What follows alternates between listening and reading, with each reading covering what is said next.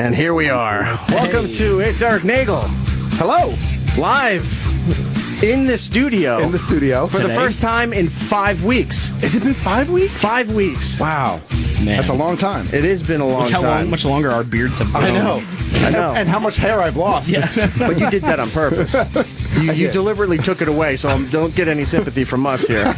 I'm just going to tweet out right now that we are live. In case they're not listening? And, or in case they are. And it promotes all the guests and stuff that we have here. You can follow, of course, E-Rock Radio on Twitter and Instagram, but we also have the show stuff now, which is what we're pushing. Sure. It's Erik Nagel on Twitter and the Facebook and the YouTube. Right. All that stuff is there. Let's go around the room, say hi to everybody. Matt OG is back from London. Hello. How are you? Good to see you, sir. Thank you kindly. Giddle Base. Yo. On the Twitter and Instagram, my buddy Giddles is here. How's it going, everyone? My con companion. Yeah. Yes. And Super con. And Lisa's back. Hello. I gotta be honest, we all were talking about, we didn't think you were gonna be here because we thought you were still doing stuff. No, I just got back. So that's great. Here I am. Here you are. And she joined us down in Florida SuperCon in Yes. Miami. SuperCon. Oh, yeah. There's a lot to catch up on. There is. I was going to bring a bottle of mead, but I was like, I don't think Lisa's going to be here. Crap. So next time. I thought you always had mead on you. I have about 13 bottles in my house right now, so I right. have plenty. So, well, I don't see it here. Well, because so that I was doesn't help. saving it for Lisa. Anyway, 866-969-1969 is the phone number if you want to get in touch with the program today. We are bringing back the giveaways from the personal collection of Greg Opie Hughes. Nice. So forgot about those. Now, we're actually. doing this because we still have a lot of stuff to give away here. Sure. We do have a lot of stuff from Comic-Con Right. to give away. We're not doing that right now. We're going to talk about that a little bit later because I want to figure out how these are some cool things. I just don't want to do it to somebody on the phone. Sure. So we're going to have to talk a little bit later and figure out how we're going to give all these things away. All right. So we'll do that later in the program. But for now, everybody who calls in can win something from the personal collection of at Opie Radio. Nice. And on the program today, Nat Faxton. You may know him from the show Married on FX. And if you don't know him from there, that's okay. You may know him as Rolf from the German team in Beer Fest. Oh, yeah. All right. So we're going to talk to him a little bit later in the program. We also have Abigail Spencer, who we're going to talk to. She's on a show called Rectify on the Sundance Channel, but she's also in season 2 of True Detective on HBO. Oh, okay. Oh, cool. So she's that, and she was also Scotty on Suits, which thrilled Roland to no end because he's so in love with He's that show. obsessed with that show. And he's going to pop in a little bit later to talk to Abigail as well. So Nice. that'll be fun. And I think in about half an hour or so, we're going to talk to Matt's friend and now our friend. That's right. Brian Lynch, writer, Yeah. director, everything. Yeah. He wrote the Minions movie. The man of the hour. Right. So we're going to talk to him in a little while Yeah, and man. see what's going on with him and the success of Minions and so much more. There's so much stuff here. Where do we want to start? Let's talk about you in London first. Okay. How was London? London was fantastic. I was away for about 8 days or 9 days, I think it was. I actually only spent 2 of those days, like, legit in London. I had been there before, and this was kind of like a visit a family and relax kind of trip. Right. So I went to the London Eye, because you have The big to go Ferris wheel. The big Ferris wheel. Right on the River Thames. Yes, correct. It's Right. like 440 something feet in the air, and you're in this big pod with like 25 people. It's a half an hour to do the entire rotation, and the view is spectacular. Like it's everything they say it is as far as that is concerned. I think I heard on Bennington this week that they were talking about or was it our show with Colin Jost? It was talking about Staten Island. Was looking to do the world's largest Ferris wheel on Staten Island so you can overlook the city. Yeah, but that's been in talks for a long time with no progress on it. So I don't know if that's actually going to happen or not. That's but- not enough to get people to go to Staten Island. Yeah, I know. It was on this show because it was when Colin Jost was in, because Kurt Metzger said of all the cool things you can have at a theme park, why would you do the Ferris wheel? You would do the world's biggest roller coaster if you wanted to see the city. So my question is, does it actually go around like Yes. for one full turn, or is it just a half hour because they're constantly letting people out of the other cars as it goes around? No, it actually, like, when you're loading onto the car, it doesn't stop for you to get on. Okay. Like, it just moves that slow, so they kind of have you waiting at the platform, and as soon as it gets kind of jump on. close to you, you kind of just step onto it. But yeah, it takes a half an hour to do the full rotation, and again, it's fantastic. The And it's line's also gonna used suck, as a but- giant antenna, if we've learned anything That's from right. the Ninth Doctor on Doctor Who. That's correct. That is correct. Nothing. And all right, moving on. I spent some time in East London as well, which was awesome because I got to walk around and check out like all the graffiti and street art and stuff that So I you really were like. an East End boy looking for West End girls? Sure. Oh, West snap. End girls. Man. But yeah, it was a great trip, man. I kind of, sort of, a little bit regret not going to San Diego, but not really that much, to be honest with you. To be honest, I had a great time in San Diego, and I'll get into that in just a tiny bit. But if I had the opportunity to go back to London, I think I definitely would have hopped on the plane and went over there. Yeah, I heard some of the horror stories out of San Diego again this year, which we'll talk about when you get to it. I'll interject, but yeah, I don't think I missed much. Okay, but one of the things I did notice on your, I don't even know if we plugged your social media, but it's Geek Stuff OG on Twitter and Instagram. Correct. Besides you posting really weird photos of your shaved head and the beard and joining this whole beard mafia kind of thing, you posted a photo of one of our favorite ciders, Strongbow. And the thing that you've been saying for years is that they've changed the formula as far as the ones that they have in the United States. They have. It's a lot sweeter, a little bit candier flavoring. Correct. But the original, I don't want to say bitter, but I'd say the original traditional cider taste, drier, still exists over in the UK. It does. So in the US, it's now distributed by Heineken, and Heineken has actually discontinued the original Strongbow, and now they have like honey, pear, crisp, apple, candy, shit stain cider. And it's way too sweet. It's much more like a dessert wine now instead of like a nice dry cider. And I really like cider. I'm a cider head. So yeah, you could still get. I had like 2 cases while I was there because you can. Exactly. You can. I had some really interesting beers while I was there though too. I had some crazy ginger beers while I was there. Made with real gingers. Made with real gingers. Ooh, ginger beer is good. It is good if it's made by the right people. It's very good. Sometimes you get a ginger beer and it just sours your whole taste for the I guess the genre, if you will. Well, everything I had with you've never had a bad ginger beer. I've had like bad ginger beers that like where they're too sweet, but I like the ones that are like really strong and like clear your nostrils. Yeah, really potent. That's when they're just pretty much dicing in pure ginger into the drink and saying that it was fermented with it, but really there's chunks of it at the bottom and you're crying. Yeah, absolutely. So, all the beers I had never seen or had in the U.S. before. I tried to try stuff that you wouldn't was outside of my comfort zone. Yeah, so it was good. I had a great trip. That come to mind that you recommend? I had one that I think is probably a poor man's beer, but it was pretty good. I think it was called Cobra or something. I have a picture of it, but it was tasty. It was pretty tasty. They sell Cobra in the bodega next to my house. Do they really? Oh, yeah. Can you get it? So it's got a snake on it. And it's 99 cents and it's malt liquor. No, this was not a malt liquor. This was a beer. This is the one that tries to take over the world and then is thwarted by G.I. Joe. That's right. Okay. That's right. Exactly.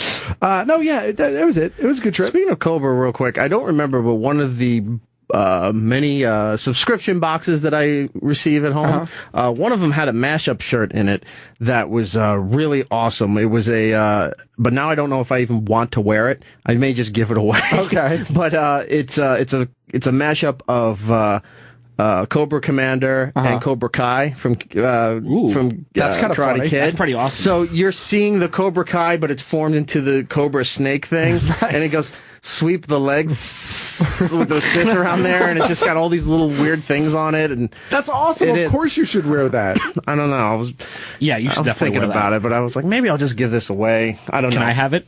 No. I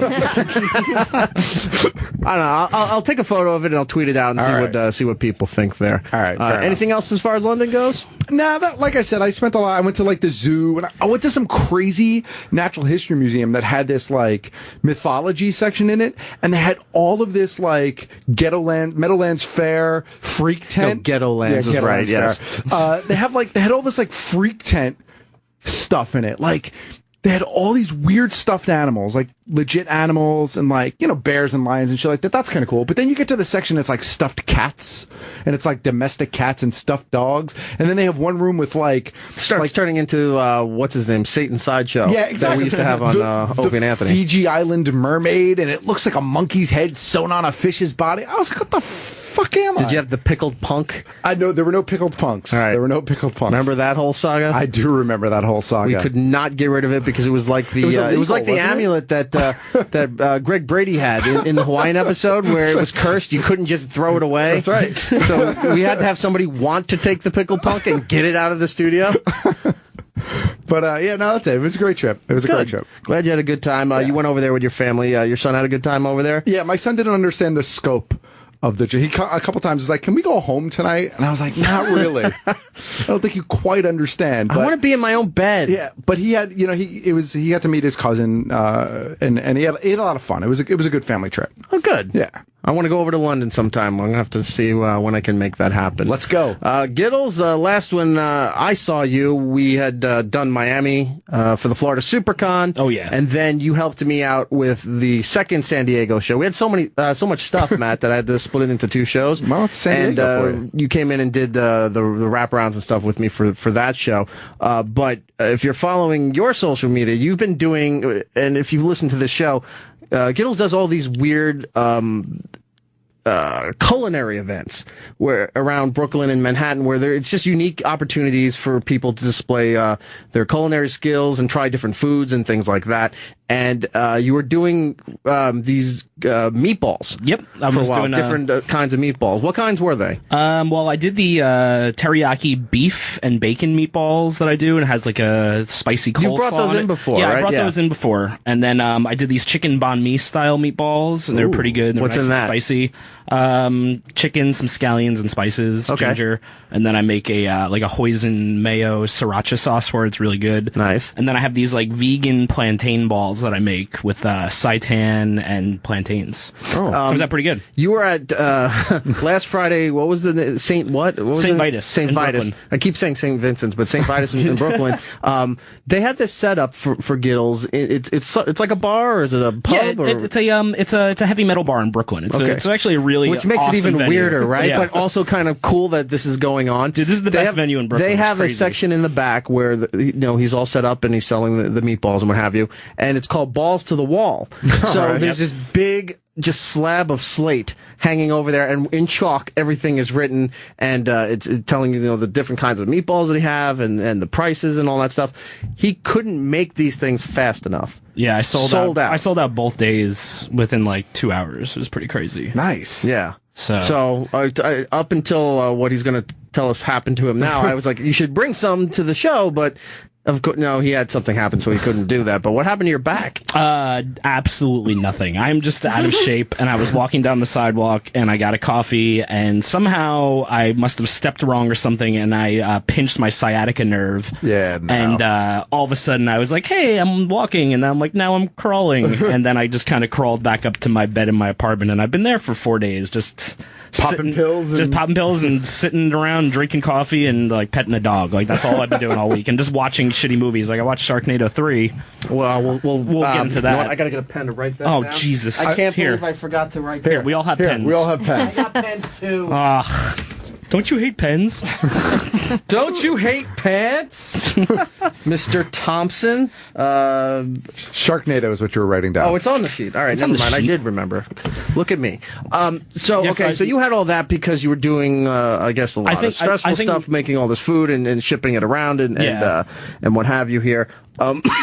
Lots of heavy lifting. Right. We still got to get you an Xbox. Yeah. Because I convinced him to join the video game world. Dude, it would have Okay. been awesome this week. I was just laying up in bed. I was like, oh, what am I All going right, to do? I'm I going to guess I'll work just on that. pet But the dog.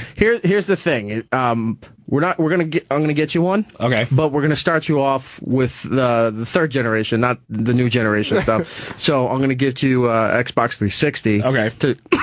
Excuse me. I have some games that I'm going to give you that I want you to try. Ooh, and starter experience. systems. Yeah, systems to get them back on track.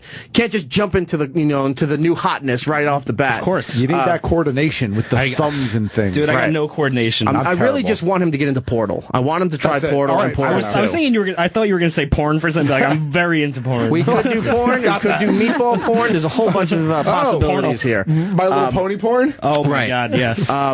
Yes. So I'm going to get you that. We're going to Clopping. hook you up. Do you want to take a phone call? Yeah, let's take a phone call. Somebody wants to talk to you about your trip to London. There. Sure. Christy, you want to talk to Matt about London? Hey, Matt. Yeah. When you were talking about Strongbow, I studied abroad in England, and I noticed there are a lot of people drink Strongbow with black currant, and they call it cider black. I was wondering if you tried it when you were there. I did not try it this time, but I did have it the last time, and I got it in a couple of different bars. This time because I was drinking it out of the can in a house. I didn't go as fancy, but yes, Yeah. I have had it, and it is very good. Yeah.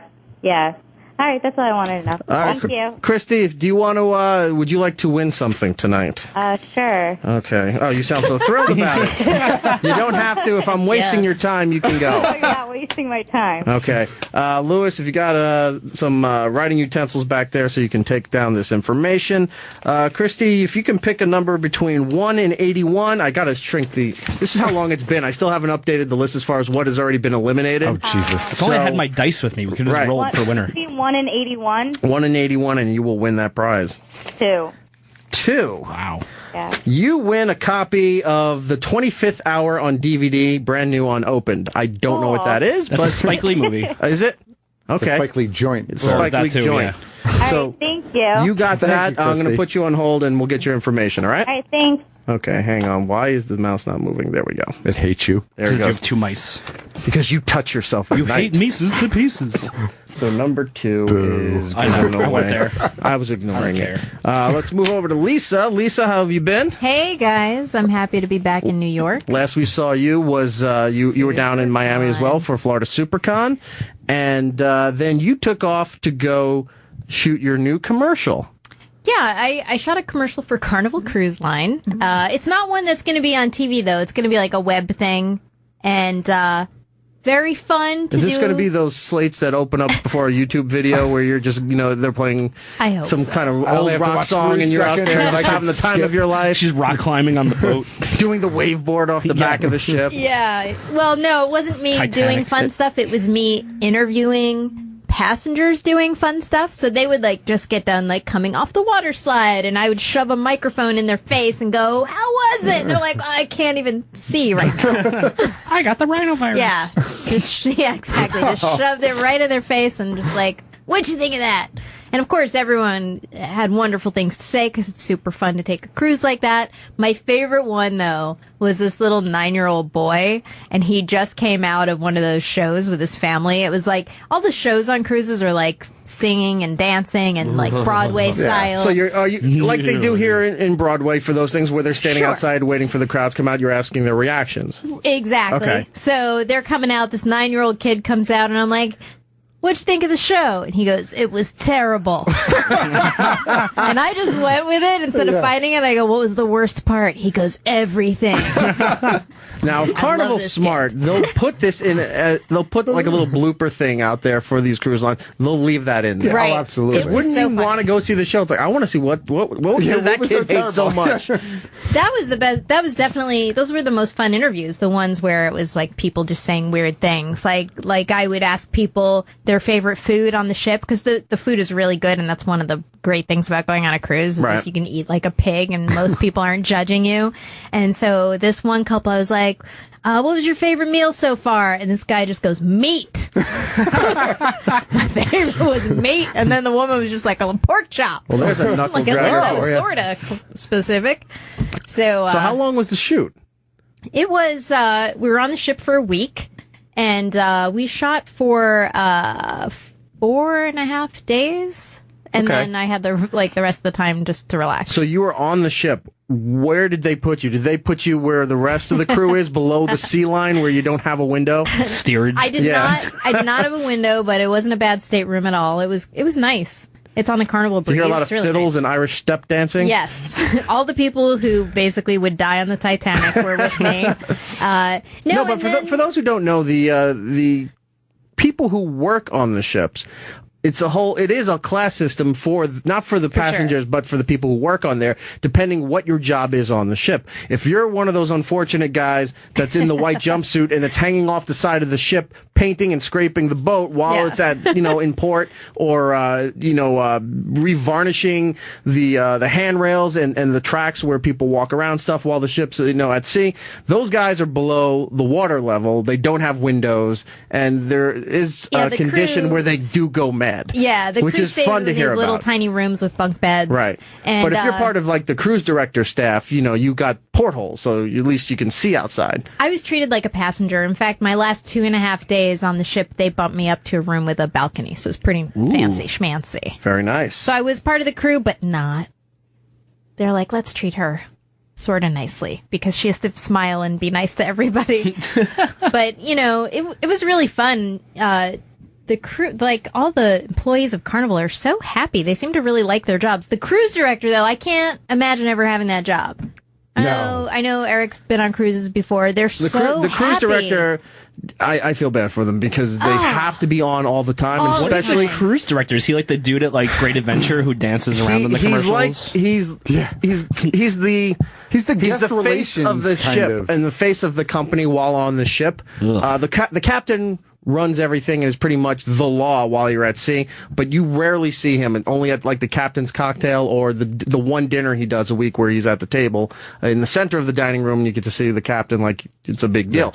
But the cruise director is the guy who's everywhere at all the major events. He makes all the announcements on the PA system for things that are going on, what have you, and he hosts different stuff. So he's pretty much the guy that represents the entire cruise and the company at the same time. But in a wacky way. Right, and they always have to be positive and uplifting and entertaining, and that's got to be so draining. Think like the short, bald dude from Dirty Dancing that like MCs the final dance, and he's like holding the auditions. Like he's like that kind of just high energy for a week, and just so like friendly. Like that when that cruise gets into port, he goes home and like beats his wife. Yeah. Just finds someone to beat. Just finds someone to kicking hate. dogs and punching babies. How could you not? He drinks his shots out of a bullet barrels. It's got to be a hard job. So I'm guessing you're recommending Carnival Cruise Lines. I could see how much fun it is. The food was great. They have the guy's burger joint. You were asking Guy me about. Fieri it's has really his chain on the Carnival ships. This is something that started out, I'll say, probably maybe even 10 to 15 years ago. A lot of the cruise lines line up exclusive deals with certain merchants and things like that for the ship. I think Royal Caribbean has Starbucks, and they have Johnny Rockets. Oh, okay. Carnival, I don't know what coffee or any of that kind of stuff they have, but I know they have Guy Fieri's little restaurants. Usually it's up on the back deck somewhere, right? Yeah, it's a burger joint. You go and you hang out, but it's all his culinary creations. I wouldn't picture his food with the word carnival ever. But apparently it's very good. It really is the American dream, I think, to go on a cruise like that, because like that was right by the pool. So you could just be fat in your bikini, and just everybody's fat and sweaty, and there's no judgment at all, and you just have a plate with a huge cheeseburger with all you can eat bacon. There's just a mound of bacon. You can just pile it on and just be disgusting, and everyone's happy. And then you can go back to your room and shame order another 3 meals, and no one has to know. Then they pull up and just throw you in a Sarlacc pit. Look, Matt, if you've never been on a cruise, there's no need to cast aspersions on people. I've been on a cruise. I shame ordered plenty of meals. It's been very well documented on what was Opie and Anthony when they found out that I was diamond status with Royal Caribbean. That at the end of the night, I would go to the casino, maybe see a show or something like that. I'd get pretty much hammered on the ship, and then stumble back to the room real late at night, watch whatever movie was on the in-circuit television system there, and then order BLT and chocolate milk and pass out on the balcony. Oh, it's so fun. I would order the cheese and cracker platter because it also came with a side of cookies. Ooh. And I would throw the cheese and crackers out. The cookies. Why didn't you just ask for the cookies? Because that seemed like it was really complicated, and I was ordering it through my TV. Yeah, like I wasn't calling. throw it into the You know what this reminds me of? I wasn't paying for it. Who cares? And as much of everything in my life goes right back to The Simpsons when he's yelling, "Marge, we're out of vanilla, chocolate, and strawberry ice cream. Now there's vanilla and strawberry are there, but the chocolate's empty." And she's like, "I'll pick up some more tomorrow." And he's like, "Okay." And he puts it back into the freezer because he doesn't want the others. He just wants chocolate. You should have just asked for the cookies. I guess I learned. They bring those crackers downstairs to the people below deck. Like, here's your food. Here's your food. That's it. I was This donating. one Matt didn't finish. You know what I'd like to do, and I know at one point, before the whole O&A thing blew up, but I know at one point we were talking about the bus tour for going around the country. Then we were talking about, and those details came out after the remodeling of this channel and Opie and Jimmy and everything, where we were looking at doing a cruise at one point for Opie and Anthony, and there were just some issues with this company here and trying to get that all the logistics and stuff down where they would allow us to do it. If we can figure that out, This show is definitely not big enough to solicit for a cruise, but I've seen other radio shows do it, and they're very successful at it. And one of those shows is Mike Calta, who was formerly Cowhead down in Tampa. Sure. Does these cruises every year where his band plays. They have comics that go and perform. And I don't know the length of the cruise. It might be one of those 4-day cruises, out of Florida that goes to the Bahamas or something like that. But even that, we could easily do that for the Opie radio channel, for Opie and Jimmy and Sam's show, Race Wars, Voss and Bonnie. We could all tape our shows on the cruise ship. I'd go. All of them. And so we'd be off a week. It'd be best of stuff. Yeah. We come back. That next week would be all the shows that we taped on the cruise ship.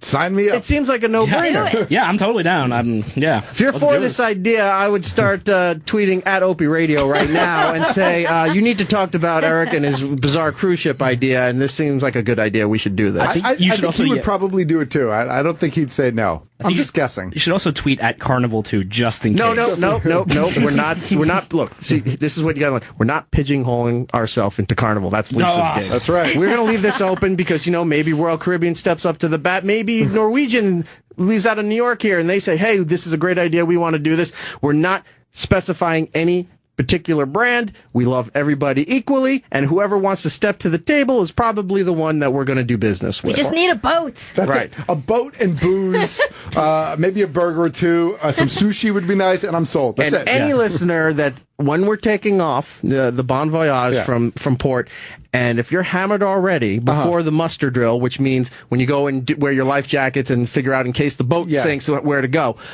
if you're one of those guys or girls that's up on the balcony and starts singing, "I'm on a boat," we're throwing you off. That's it. That is being banned from this cruise. But we're going to toss you off, and someone is going to skeet shoot you. Well, you can toss them off. I'm going to throw them off.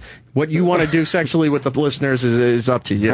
Whatever. Yeah, from Eric's balcony, he could throw him off. From our steerage, it's like we have to try and feed him through a chute. I'm in an inside room. Do you know how great it would be? I'll host the midnight buffet with Roland. Oh my We'll God. dress up as fancy waiters or not waiters. This is turning into a good movie. No, Can you and Roland be the cruise director also? That would be hilarious. Is it the maitre d'? Who's the one that runs the floor of the restaurant outside of the kitchen? The maitre d'. We'll dress up as fancy maitre d's. We'll open the door.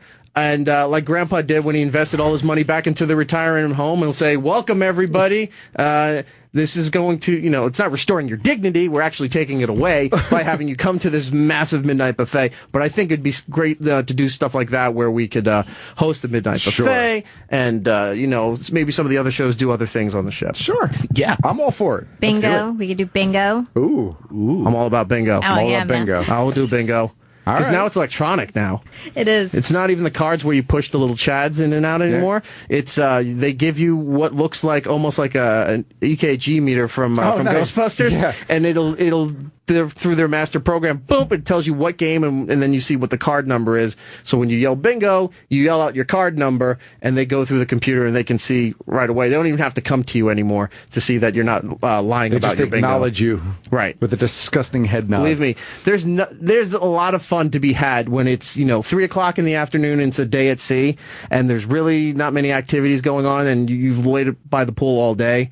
To stumble down a little bit half drunk, half burnt into what is normally their big fancy lounge that they do all their Broadway shows at night, and you're just laying there, in a bathing suit and flip flops, and you're ordering more drinks, Yep. and you're drunkenly trying to play bingo with a bunch of old people. Nice. Yep. A bunch of blue hairs. I really see a lot of promise with this. We should get this going, the Opie Radio Cruise. All right, let's do it. I'm game. Yeah, let's do this. Much like a lot of things around here, it's not going to happen. No, but we can daydream, can't we? We can daydream.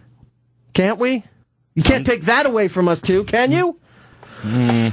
It's our time down here. Are we going to talk about SuperCon, too? Yep, we'll get to that. But Okay. Mitch in Los Angeles wants to talk to Lisa, has a question about your cruise. Mitch. Hey, Mitch. Hey, I was actually wondering, when they bumped you up into a better room, did someone die, jump off the boat? How did you get a better room? Because the director of the commercial had to fly home. And From the ship? Yeah. They had the helicopter not from come the down ship, and take them from, off? She left from Grand Cayman, and I took over her room, man. Yep. Oh, all right. If it was still under her name, you could charge things to the room. Yeah, no, they figured that part out. They put it on my credit card. Because that's when you go down to the casino and you say, charge it to the room. I know. I tried to spend no money because I was working and making money. So I looked at, like, if I spent any extra money, like, I'd be losing. Right, so right. I made it to the end without spending any money, and then I did get caught up in the bingo stuff. They're like, it's a $5,000 grand prize, and I couldn't resist. I'm like, oh, I gotta play a little bingo. yeah. What a ripoff. Lost. I'm all about Still that. fun, though. We're definitely going to try to do the bingo thing. All right. Mitch, for calling in, I'm going to let you win a prize off of Opie's private media collection here. Pick a number between 1 and 81. Let's see, number 52. 52, and you won a copy of North by Northwest on DVD, brand new, unopened. Yeah, sweet. I don't even know what that is, but I hope you enjoy it. Yeah, I don't know either. So. Okay, do what you want with it. I'll put you on hold. We'll get your information. Thank you, Mitch. This is not related to anything, but Todd in West Virginia, what's up? Hey, Rock. Hi, man.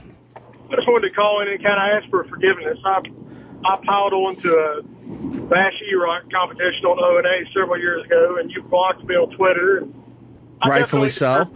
Right, I deserved it at the time, but I think I put my time in, and it's time for the unblock. What is your name, sir? Let me find you here. Okay, it's JTODDCARTE. J-Pod's Cart? Yeah, J. Todd Cart. Oh, Todd. I wrote P. You could have spelled anything out. Eric would have read it on. Yes. It'd be awesome if, as soon as he unblocks him, he just insults him. I was just a just great gonna burn. say that. Oh, don't think that Like some hasn't sort of happened. Trojan horse. I've seen it happen to Ant and to Ope and Jim and stuff when people's like, could you unblock me? And then they finally do.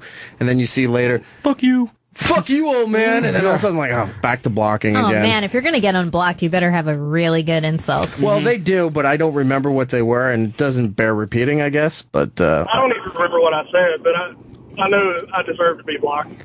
all right, I'm trying to find you here. That's gonna be funny. He's like unblock and be like, "This was the last post he had." Be like, "That fucking bastard!" And then you like unblock him again. All right, this is taking too long. Yeah, I but was I'm going to gonna write say, it down this is here. riveting. J. Todd's Cart, TODDSCART. No, J. Todd Cart, CARTE, no S. J. Where did I get the S from? CARTE. All right. You go to the same place you get the extra R in Lisa's last name. Yes. All right. I'll find you and I'll unblock you. All right. That's what breaks. I'm not are giving you a for. prize, but your prize is knowing that you can now follow this show again. There you go. All right, I'll accept that. Okay. Thank you for calling, Todd. I appreciate it. All right, that's fine. We're waiting. Brian Lynch should be calling in a few minutes. Nice. 4:40 West Coast time, which, by the way, really fucked me up in San Diego because I'm not used to West Coast time. Right. That every time I kept looking at everything, and I'm like, oh, I'm just going to give my mom a call real quick. And she's like, it's 11:30 at night. And I'm like, oh, damn it. I forgot. And then TV's all messed up there, too, because all the late night programming is on at 9 o'clock. So you're back in the room. because it's live. They don't hold it, right? Yeah. The Tonight Show's on, Conan's on, and you're like, what? And then they rerun again at their, the time for the West Coast. It's really kind of trippy. I want to address this real quick because I've had a couple people contact me about this, and I got to find out what's going on All right, here. let's do it. Rick in El Paso, what's up, Rick? Hey, glad to have you back live. Really enjoyed the Comic-Con stuff, but Thanks, man. Live. Oh, you never gave us a heads up on your car situation. I told you go out to treat yourself and get yourself something fucking cool and fuck everybody else's bullshit. All right. Did you do that? Yeah, I wound up getting a, what did I get? I forgot now. Oh yeah, I wound up Ford getting a something, Ford isn't it? for the first time. I've never owned a Ford ever. And, I gotta say, I don't know why I didn't own a Ford, early on. I kept buying other stuff, but I got a brand new Ford Edge and, I've been enjoying it. Also, you were supposed to send me something, and it sucked being a grown-ass man waiting like fucking Ralphie for his goddamn fucking mail. Yeah, something happened with the last shipment. I'm trying to figure this out here about what happened with, did you win one of the Simpsons figures? You were going to send me something fucking cool, so I figured, I'll wait and see, and Nothing and nothing. It's like, all right, well, I know he's going to Comic-Con. I know he's got other shit on his No. That's fine. Here's the problem I've been finding with this place is when you rely on the mailroom here, not that they don't work hard and stuff, but a lot of times things disappear or things don't get shipped. So some stuff actually came back, and I contacted those people. I said, you gave me the wrong address. And they said, oh, this is my address. And it's exactly what I had on the label, but it bounced back. So I don't get that either. Yeah, that's weird. So, Rick, what I'm going to do is I'm going to put you on hold. Lewis is going to get your information, and I'll make sure all this is straightened out for you. All right, send me something cool from Comic-Con, bro. All right. Well, we got a lot of stuff there, so I'll throw something in there to make up for the delay. Fuck yeah, cool, bro. All right. If I can get the mouse to work, hang on one second. Lewis will take your information. Brian, I see, is on hold. I'll get to him in 1 second. Cody in Indiana is having the same issue. Cody? Oh, man, I wasn't trying to get on the air and wreck your show. I'm sorry. No, it's okay. You're forgiven. So your thing didn't show up either? I actually won 2 different things, and I was not going to complain about the first one because I won the second one, but then I didn't get that either. And okay. I'm sorry. I didn't. No. I want to make sure all this gets corrected here because everything gets mailed out. So sometimes shit just disappears and I don't know what happens. But there's a post office that was downstairs in Rockefeller Center, but that's been closed for a while. So I'm going to another place and dropping them off there instead of relying on the building to take it and mail it out. Awesome, man. I got to tell you, that's customer service. That rule. Well, it also reflects poorly on me and the show when I know we get all these things and Matt's seen everything. Yeah, of course. I'm packing everything up in all these envelopes and making sure everybody gets it. And we put these little cards in saying, we hope you enjoy it. And when it either gets bounced back or people aren't getting this stuff, that becomes a problem. So I want to make sure everything's taken care of. What did you win? And I'll make sure that you have it. I was told cool stuff. It was a generic night. It must have been a night where we knew we had stuff in the wings. Cody wants cool stuff. My imagination is very cool, so I guess that's what I ended up getting, and it was really cool. But in the future, All right, so there's nothing specific, but you won something. So all right, send me a used Jeep. There we go. A block of ice. Cody, all right, I'm going to put you on hold too. Not rolling. Lewis is going to get your information. I'll make sure your issues cleared up as well. You are the best. Thank you for your hard work and your help and a great show. No problem, man. Thank you. Least I can do. And here's the thing, too. If you're thinking you're going to call in and say, I didn't get my prize, I have all the sheets. Right. From everybody who's ever won anything, I have their name. So I'll just go back through the database there and see, oh, yeah, he did win at this time. If you're not on that sheet, you're not getting anything. That's right. So, people are scumbags sometimes, and you got to sort all of that out. Let's go to Brian. Brian Lynch, how are you, sir? Good. You promised me a lot of free cool shit. Yes. I didn't get any.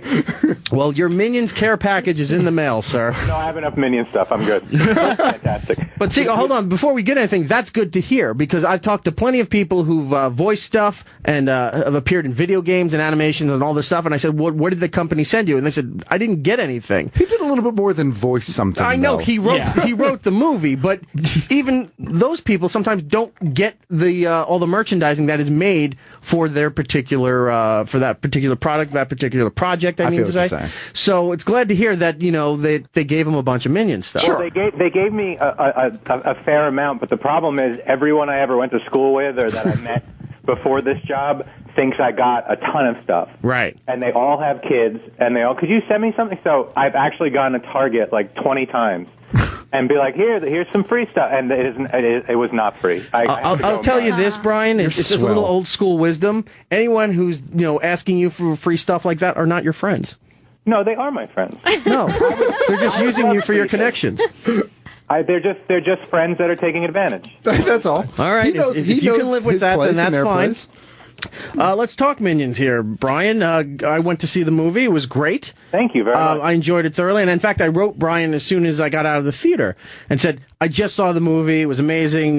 When we come back live, would you be available to talk about it here? It's doing very well. Yeah, it is. It's a tiny sleeper hit. Right. And considering all the competition that you've had in the last couple of weeks here, it's amazing how well it is doing. I mean, it's great. I mean, Ant-Man came close last week, but I think worldwide we actually beat Ant-Man, which is crazy. And it's the perfect counterpoint to all the stuff that's coming out or has come out because of Ant-Man. Sometimes you can't take your kids to Ant-Man, and you can't take your kids to Trainwreck, or Vacation and things like that. So to have Minions as the nice family movie to go to, or even a date night movie, it appeals to everybody. I hope so. Yeah, I took it was my 2-year-old's first movie in a theater ever, and it's his favorite movie, which I guess for 2-year-olds, usually their favorite movie is whatever they saw last. but he loved it, and that's kind of the best screening I've had of it because he was just in awe of it the whole time. But it is weird. Like they noticed, they told me they're like, this is the nighttime screenings of this are doing as well as the daytime, which means that adults are going to see it and enjoying it. I'm like, right. I saw a lot of couples going to see the movie. How cool is that? Yeah, it's and the exit polls, like the teenagers really like it. It's kind of neat. It's kind of neat. The whole plan was always to make this big, like epic summer adventure movie, but with the Three Stooges in the lead, basically. So that's what we did, and I guess people are responding to it. It's pretty nice. It's a pretty good feeling. My son, he's 4. He's been begging me now for like the last week and a half to go and take it. Unfortunately, we couldn't. But we're going on Sunday. I actually have my tickets already. Just because you're in a foreign country is no excuse. It wasn't there, I don't think. It's everywhere. What country were you in? I'm sure it was there. I was in England. No, it's the number 1 movie there for the last 3 weeks. So there you go. I have no excuse other than I was on vacation and you're a bad want to go to a movie theater. You absolutely should not go see a movie while you're on vacation. See, that's totally fine. But so I'm going on Sunday. I can't wait. But I really want to see it. My wife really wants to see it. My wife is like a Minions freak. This is the perfect movie for her because there are Minions in it. Yeah, well, there you go. It'll work out. I'm so happy. Can I get some free stuff, Brian? Or? If you like the movie, I will send you free stuff. I'll go to Target and buy you free things. What if there weren't any Minions in it? There are not. Actually, there's one Minion. He shows up at the very end, and then the credits roll. He's like, "Oh, I'm late." Sorry. There you go. He's like, "I forgot to make the movie."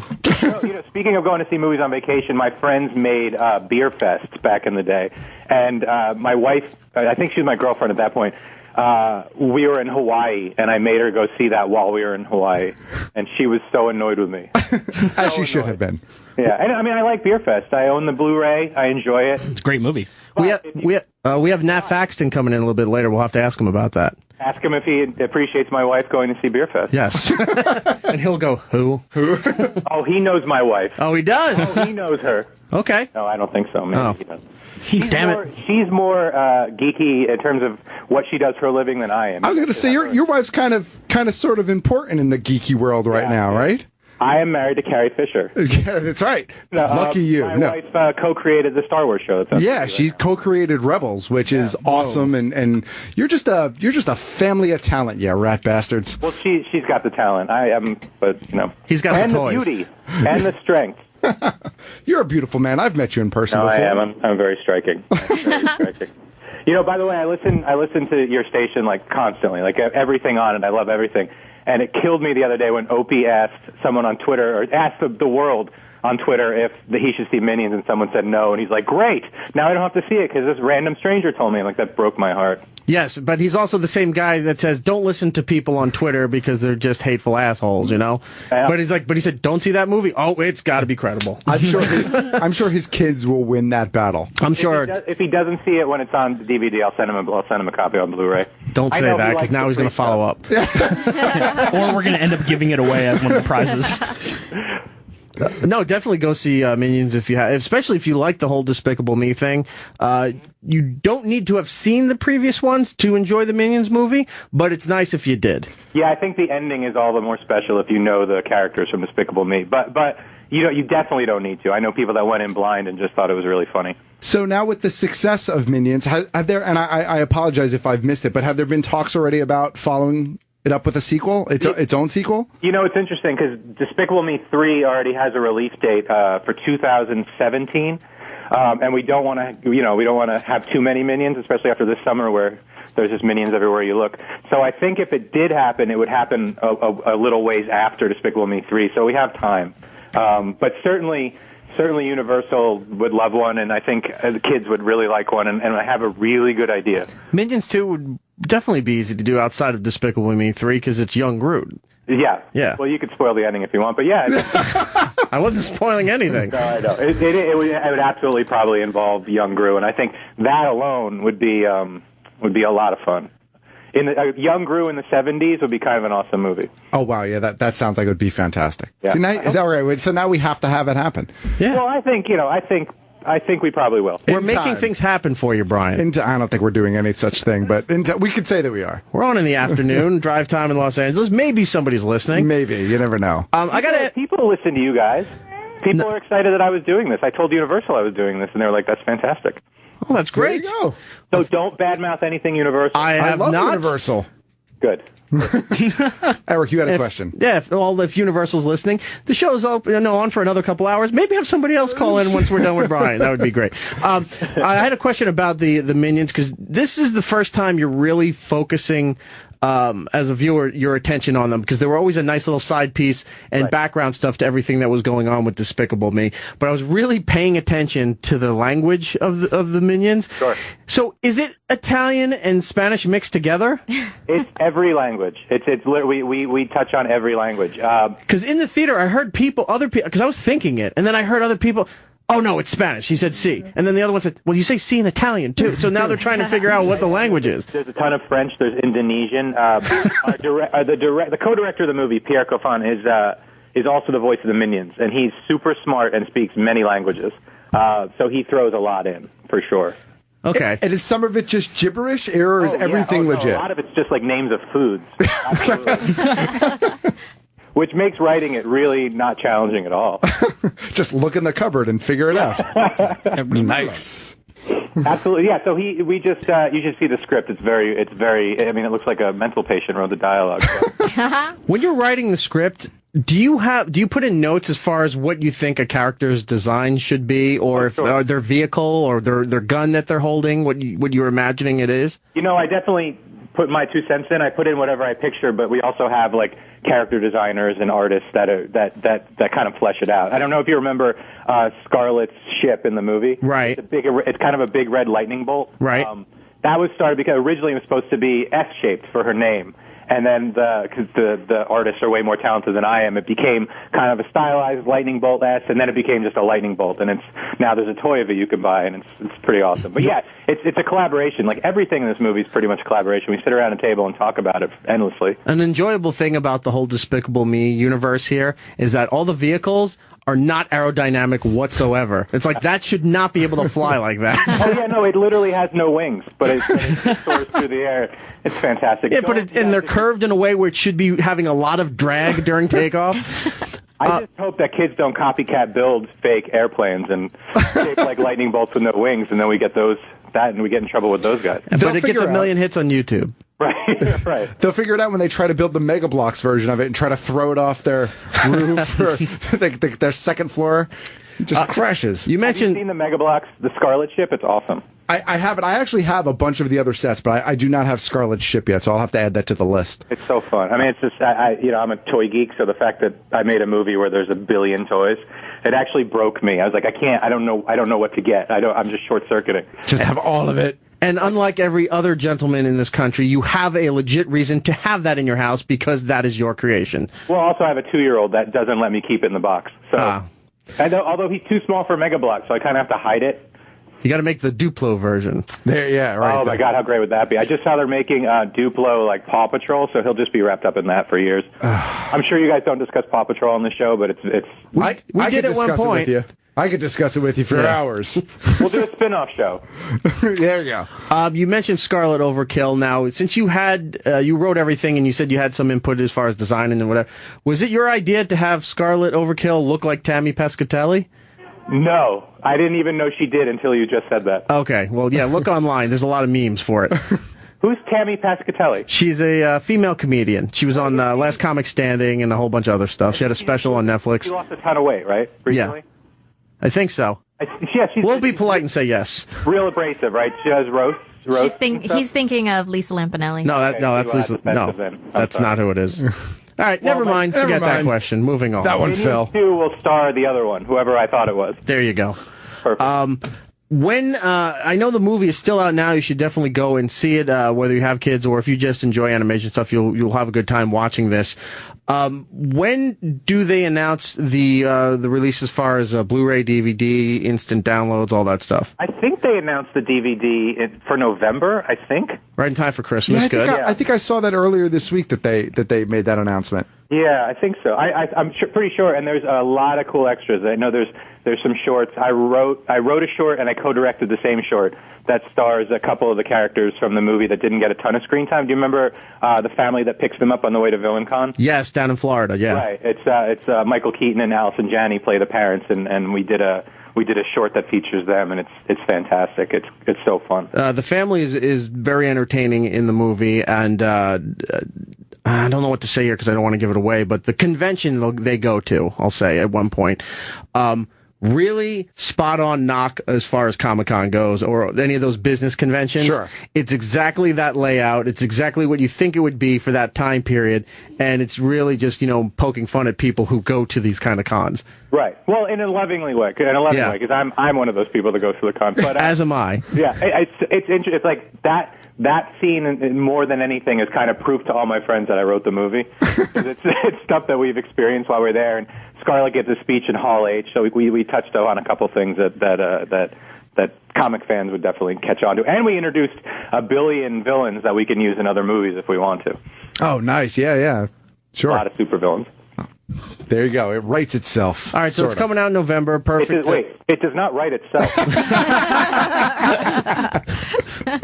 Sorry, Brian. No, it's fine. I forgive you. It's out in theaters now. Definitely go see it. But the DVD, Blu-ray, the download, all that is in November. What you just mentioned about Christmas and stuff, and these little shorts that are going to come with it. Is there anything else exclusive to kind of bump or promote these sales for the holiday that's coming out around that time? Like, are there any kind of new versions of toys or stuff they're going to put out with it? Oh, I think there's going to be more toys to come, but I don't know specifics yet. I have to ask. I like to be happily surprised.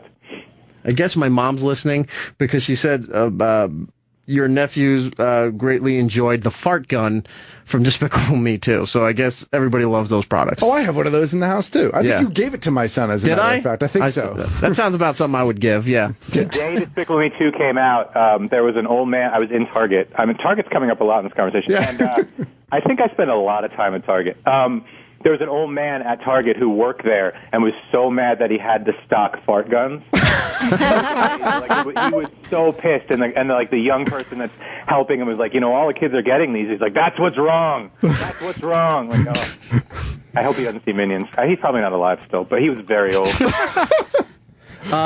Brian, real quick, I want to go to Ed in Alabama and wanted to talk about the Minions movie. Ed. Yeah. Hi, you're on with Brian Lynch and us. Yeah, I went to see the movie with my grandkids, and I figured I was going to be bored, but the soundtrack, the music, and everything was awesome. Do you have a say as far as that goes? Like what music should be playing with what scene? The directors and the editor put a lot of the songs in, and we listened to them, and we all had to say, like, I know, for instance, Pierre, the co-director, does not like the Doors at all, but the Doors figure prominently in the movie because we all love them. So we all had to say, but it was definitely the directors and Claire, the editor, that picked the original choices, and then we narrowed it down to the ones you see. Or you hear. You don't see music. What's wrong with me? Unless you're on acid. There's a musical number in the movie for a very famous old Broadway musical, very famous song. But when they do the whole routine to it's you're laughing very hard watching the whole thing. Thank you. So that's awesome. That was one of the hardest songs to get. Any of the other songs from that play would have been easy, but because that's the title song, right? They're really protective of it, so they wanted to make sure we didn't mistreat it. And I guess they if anything, from people trying to go through the appeal and try to use that song in projects and whatever, you would think a family animation would be the one you would say yes to because it's like they're not going to destroy it, they're not going to do anything bad to it. Right? They were just. I don't think they give it out at all in general, like it's a general rule. But it's weird because I heard Led Zeppelin didn't either, and at one point we were talking about using a song from them, and they were into it at the time, and we cut the scene. But I guess everyone's just like getting more and more open and putting their songs in movies, especially ones that are going to come with such a big audience. It could only help.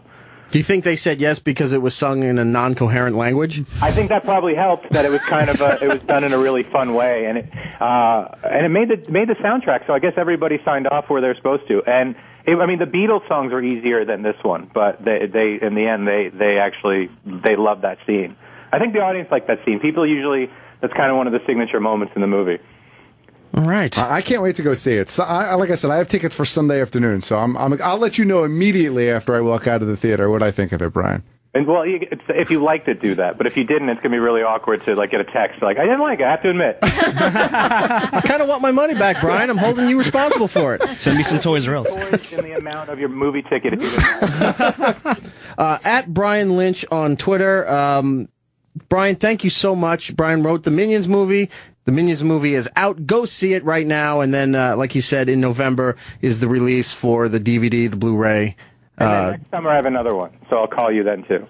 And call us back for, you don't just have to call us for when you have the project out. And I'm just going to crank call you. There you go. You should. Do it. Roland does. Not tonight yet. You're just giving him carte blanche to do it. But check out Brian's other work, too. If you're not familiar with his comic book work, it's awesome. We talked to him last time about Bill and Ted, Monster Motors, and all that stuff is great. So check it all out. It's great stuff. I've been more conscious of seeing Monster Motor stuff, especially at Comic-Con and everything, before we had talked to him about it. I didn't really know too much about it, but now I'm seeing it. All over the place. And it's gonna. I think we're crossing over to another medium soon, so I could talk about that with you guys too. I think it's going to blow up in a big way pretty soon. Oh, nice! I'm excited. I really love it. So thank you guys. Thanks. No problem, Brian. Thank you for calling in and taking the time out, and we appreciate it. Follow him on Twitter at Brian Lynch, and follow all the works that he does. Yep. All right, man. Take care. Thank you so much. Sure. Take care. All right, Brian Lynch, Minions movie. Definitely go see it. I enjoyed it. If you have kids, there's nothing else right now to go see. Even if you don't have kids, clearly... it's a great movie to take your family to, and you'll like it yourself, especially if you're one of those, if you enjoy animation, you'll get... It's not just kid humor. There's a lot of different levels of humor in the movie, so there's stuff that your kids are not going to be... they're not going to get. They're not going to get. They're not going to be aware of. They'll be completely oblivious to it, and you'll go, oh my God, I can't believe they put that in the movie. So... There you go. Before we go to break, we got to take a break. Yeah, we do. Don in Virginia. Don wants to go back on the cruise thing 1 second. Don? Yeah, I've got a great tip for you gentlemen when you go on your next cruise. When you get on the ship, they take a picture of your group. So when you exit the ship and get back on, they can see, make sure everybody, who they're supposed to be. And they post those pictures on one of the lower decks of everybody on the ship. And you can go down there and look and see who's single and who's with a man or whatever. You can go pick out these girls you might want to meet, and then in the bars, if you see them, you can go up and talk to them. That is brilliant, and I know what he's talking. All right, now I know what he's talking about. Okay, so what they do on a cruise ship is they make a lot of money for taking your photo and then opening up their photo galleries on a certain level of the ship, where at certain times, whatever, you can go and you can get your family photos and everything documented from your cruise. So they'll do ones when you're coming in to the ship, like when you're walking up the gangway there. Like maybe the kid will wear the circular life preserver around her neck, and you take your photo and stuff. Then they take them at dinner. If you did pool events, if you're out on an island somewhere, like they're constantly taking your photo, and then they put it out there, print it, and so you can buy it. He's saying you go down to the gallery, look for who walked up that gangway. It's like, look at that hot chick. Oh, she's with her family, no boyfriend. That's fucking creepy. It's a brilliant idea, but it's really disturbing that people are doing that first. That too. When I was a teenager, that definitely would have helped. But oh well, you live, you learn. But that's take care, guys. Thanks, man. You know what? Has that worked for you? What's that? Has that actually worked for you? Well, I bought this old car from this old man, and he told me about it. I've never been on a cruise, and he was man, that's genius. You know? Right. But now that I know that an old man is telling you, that makes it even creepier. That's even creepier. And he likes older women, too. He's like 70 years old now. He likes older women, like 90s? He's dating... she could barely move. 80, Look at the stems on that broad. Oh, she's got grandkids. Fuck it. She doesn't need the hurricane. She's just veins at that point. Are there bloody handprints in the trunk of the car you got from him? A lot of blue hair in the seats. They just look like Cassandra from Doctor Who. Don, I'm going to give you a prize here. Pick a number between 1 and 81, and you can win something from Greg Opie-Hughes' personal media collection. 12. Number 12, you won a copy of By the People, the Barack Obama election on DVD, brand new, unopened. Come on, man. I didn't say 12. He said 12, right? I thought I heard 12. What did you say? 11. Ah, I was really 11 is the Blu-ray copy, so there you go.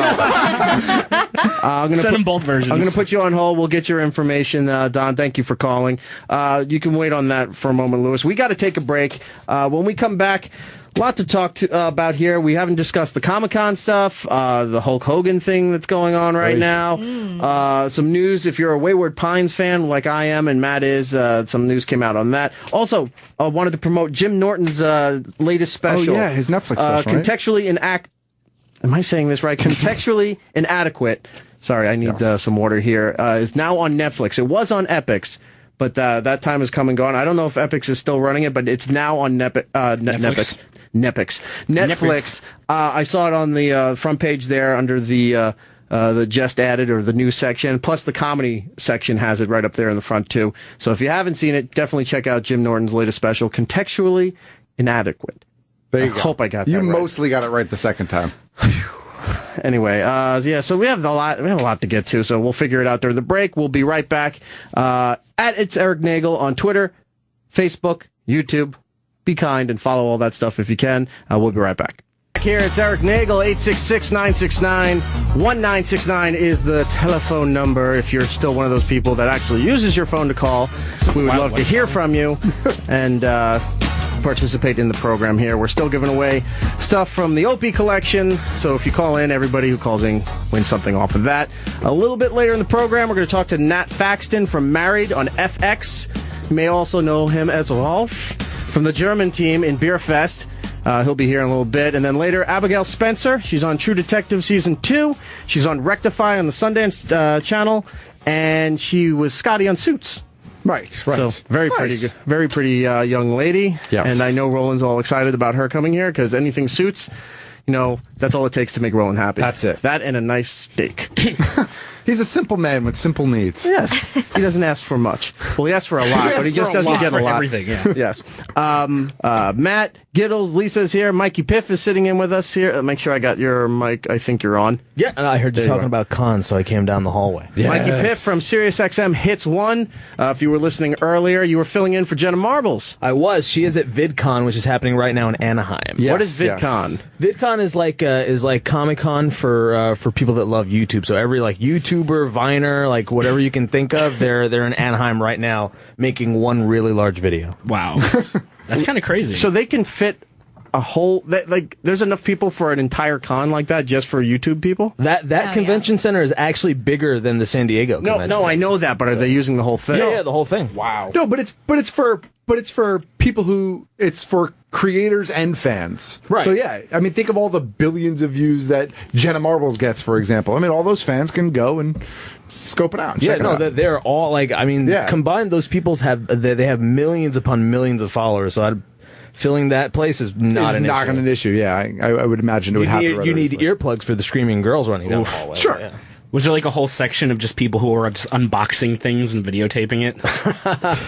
There's something for everything there. My son now watches Kinder Egg videos. Welcome to Opie's Hell. Because he was YouTube. talking about that this week, and I think it was it Bob Kelly? Might have been Bob Kelly. I'm not sure. They were talking about kids watching these Kinder videos. Yeah. And because they're not allowed in the United States.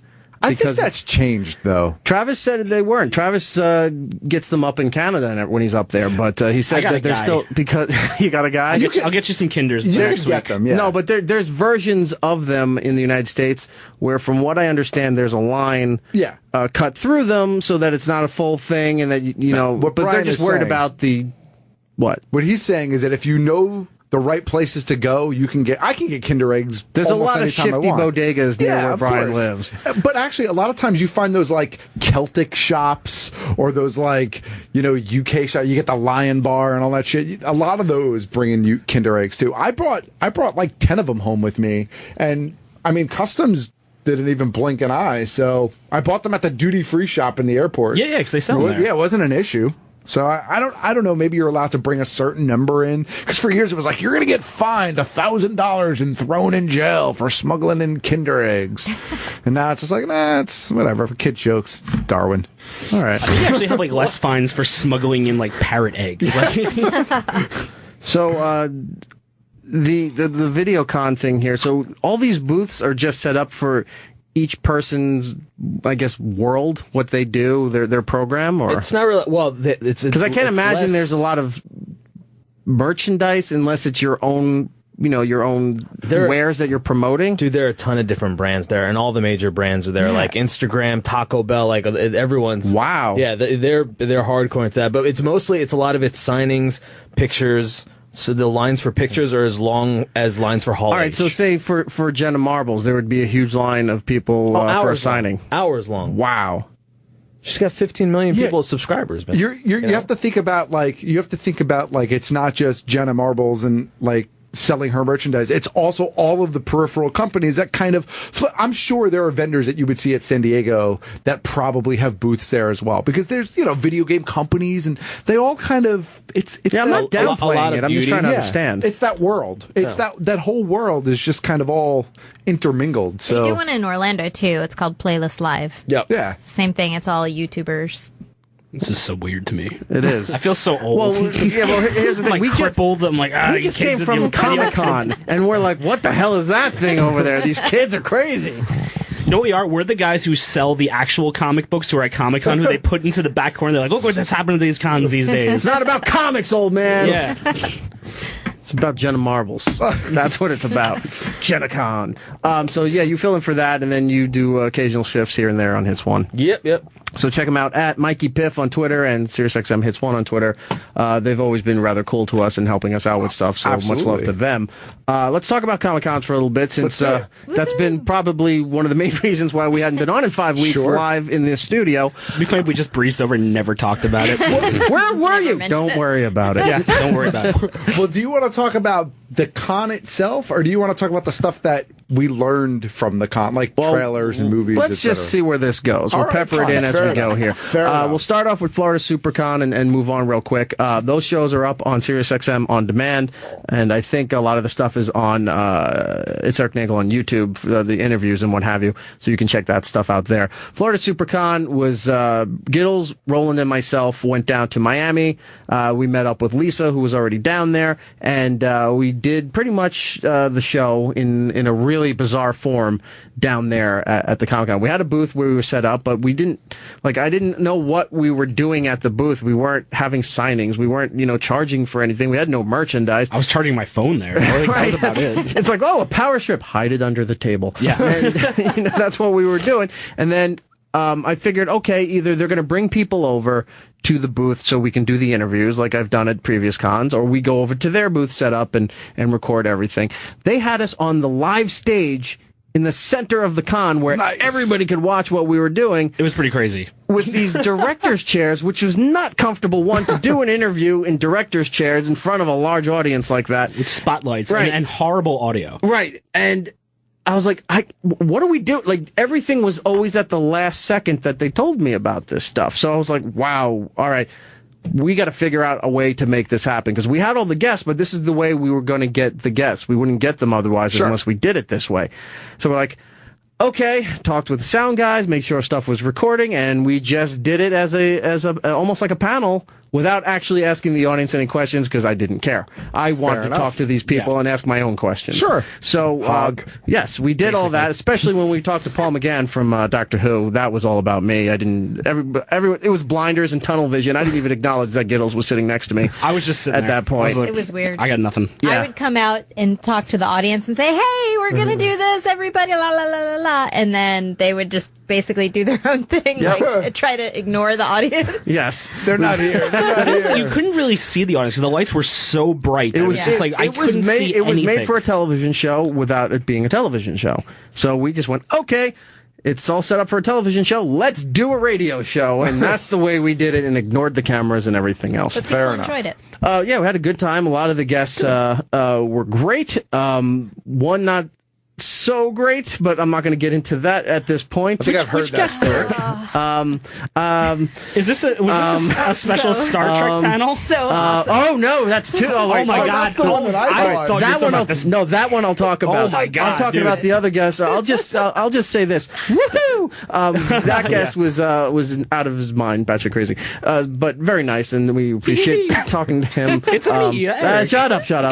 Dump. Anyway, so that didn't work out too well. Don't matter. It doesn't matter. I'll fill you in All right, later. fill me in later. Leave a little mystery in here, because then All right. in the middle of another discussion, Matt's going to go, I know who you're talking about. Yeah. I'm like, that was 10 minutes ago. The interviews went great. Everything was good. A lot of people. Emily DeRaven was great. She was awesome. She fondled Giddles a little bit, She which did. She was touched my nice. butt. Oh, And yeah, she totally was did. very sweet. Nothing bad to say about it. Pretty much anybody that we had.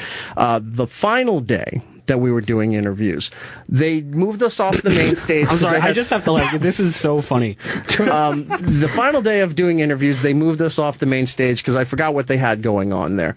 But they put us into one of the Like the little halls, the more intimate hall. Is it a banquet room or a conference probably, room or yeah. something like that? Not a conference room because it was bigger than that, but little stage, sound system, and a bunch of people. So we get over there. They said, "Oh, you're going to do your interviews in this room." Okay.